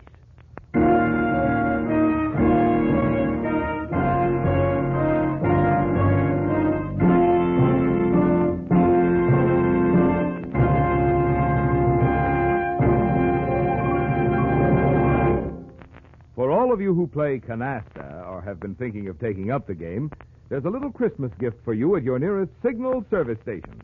It's a 12-page booklet on that exciting new version of canasta, Hollywood's 3-deck canasta, which is replacing the old 2-deck game practically everywhere it's been tried. In fact, Robert Lee Johnson, the only Pacific Coast member of the National Canasta Laws Commission, says of this game, "You'll never know how much fun cards can be until you've played this exciting new 3-deck game. It has completely replaced 2-deck canasta with all my friends in Hollywood." And friends, the booklet I mentioned is written by the man who devised this new game, so the rules are both complete and authentic. Right now, in fact, this booklet is being sold by leading department stores in 32 states, but you needn't buy a copy. One is waiting for you free while the supply lasts at any Signal service station. It is the hope of your Signal dealer that this fun-packed new version of canasta will add to the card-playing pleasure of your holidays.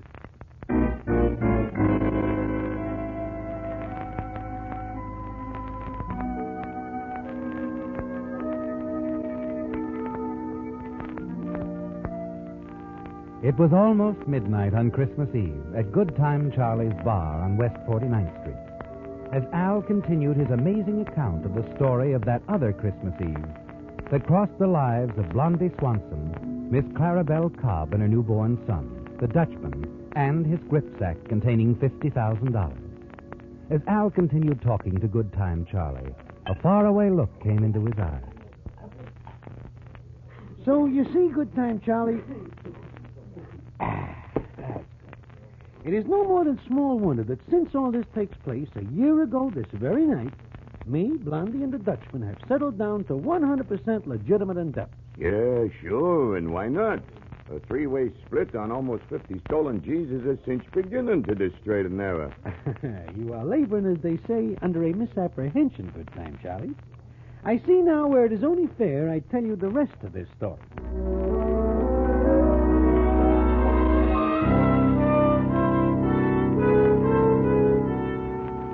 After Blondie makes the deal with Doc Kelton to get Miss Clara Bell Cobb and her brand new kid out of that barn and into a Class A hospital arrangement, the three of us are once again in the Dutchman's hot rod, beating it along the streets of some pint-sized burg in Pennsylvania, thinking to leave this territory for them as wants it. You know, maybe age is catching up with me. I ought to feel great right now. We still got nearly 50,000 clams in that gripsack, and somehow I don't feel great at all. You did bring the gripsack back from Doc Kelton's, Blondie. Yeah, sure I did, Dutchman. The gripsack's in the back seat with Al. Funny, it don't feel good, and it should. Perhaps a touch of rock candy and rye, without the rock candy, would warm your heart, Dutchman. Oh, maybe so. Pass up the bottle. I am willing to do this, but the bottle will be of small comfort, as it is empty. Oh, well, thanks for nothing. Oh, well, we'll just nudge the motor and we'll blow this burg. Get back to native territory. New York ought to look pretty good. Hey, better slow down, Dutchman. The law is gaining on you. Oh, great. Never saw such a night in my life.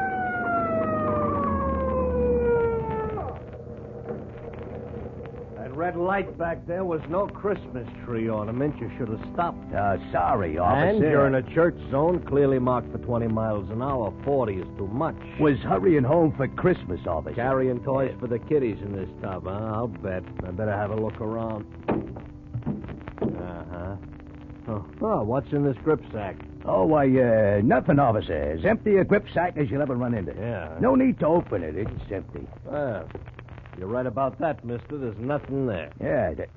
Huh? Easy, Dutchman. But you sure? It's empty? Sure, I'm sure. Weren't you? Oh, yeah, sure. Sure, I was sure. I just wanted you to be sure. Carrying nothing but empties, huh? You guys empty this bottle all by yourselves? This bottle is once full of medicine, officer. I myself have been warding off a touch of the grip. I am now in the pink, as the saying goes. Oh, wise guys, huh? 3 wise guys. You know, if it weren't practically Christmas, I'd haul you in. Go on now, get out of our town. Oh, yeah, and Merry Christmas, 3 wise guys. Yeah, same to you.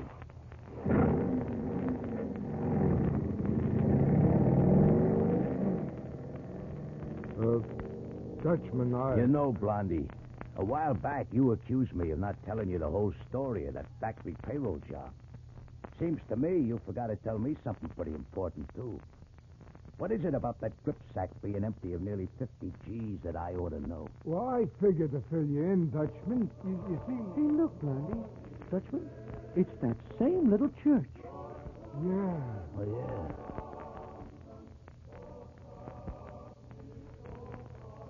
You know something? It's a miracle. I don't know yet what happened to that nearly 50 G's in the grip sack, but if that copper had caught us with that dough, we'd be on our way to the clink right now. An astute observation. Yeah. Well, you see, Dutchman, when I called on Doc Kelton tonight, I left all the dough with him, the whole 50 G's. I told him to give it back where it belongs. I told him enough more that the doc is sure he can spring Clarabelle's husband out of jail. So him and Clarabelle and the new kid can be together. Say, this Doc Kelton is a right guy. Oh, I'll say he is. He even agreed to give us a head start for the Pennsylvania border before he notifies the law. This is a right guy. Yeah, and we better oblige the Doc and ourselves by making a border ahead of the cops.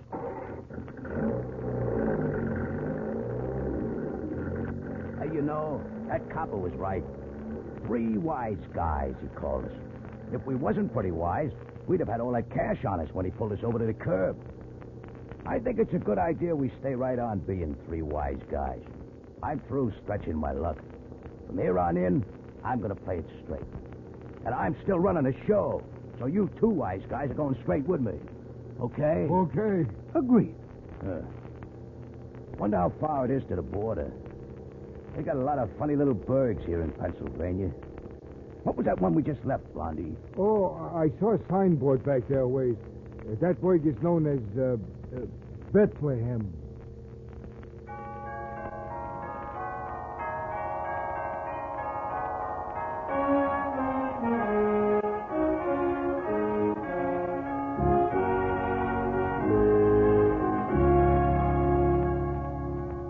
And so, on a night before Christmas, in Bethlehem, Pennsylvania, 3 wise guys were strangely touched by the spirit of the season. A spirit born in another Bethlehem nearly 2,000 years ago.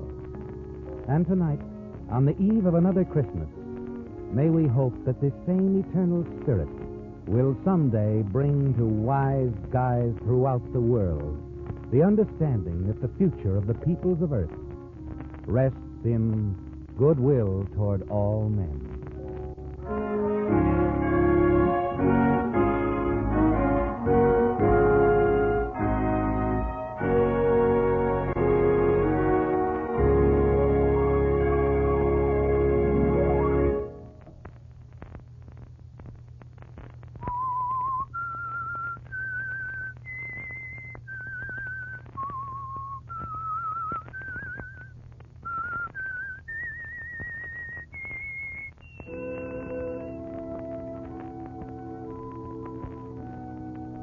Let that whistle be your signal for the Signal Oil program, The Whistler, each Sunday night at this same time.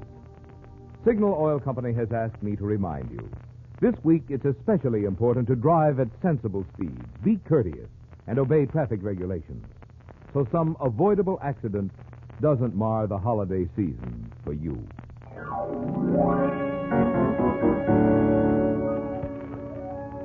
Remember what I said at the beginning of the program, friends? That you'd find tonight's story unusual and heartwarming? Now, wasn't I right? I'm sure many of you recognized it as one of the late and great Damon Runyon's most famous tales. The radio adaptation was by Kathleen Height. Featured in tonight's story were Bill Foreman, John Brown, Marvin Miller, and Jack Moyles.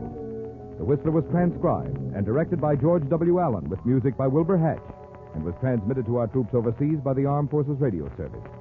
The Whistler is entirely fictional, and all characters portrayed on The Whistler are also fictional. Any similarity of names or resemblance to persons living or dead is purely coincidental. Remember at the same time next Sunday, another strange tale by The Whistler. Marvin Miller speaking for the Signal Oil Company.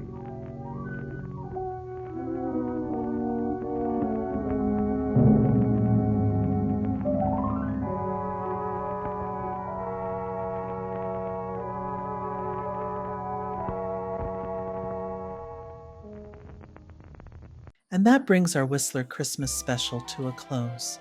I'm genuinely glad you chose to spend part of your holiday here, listening to these stories with me.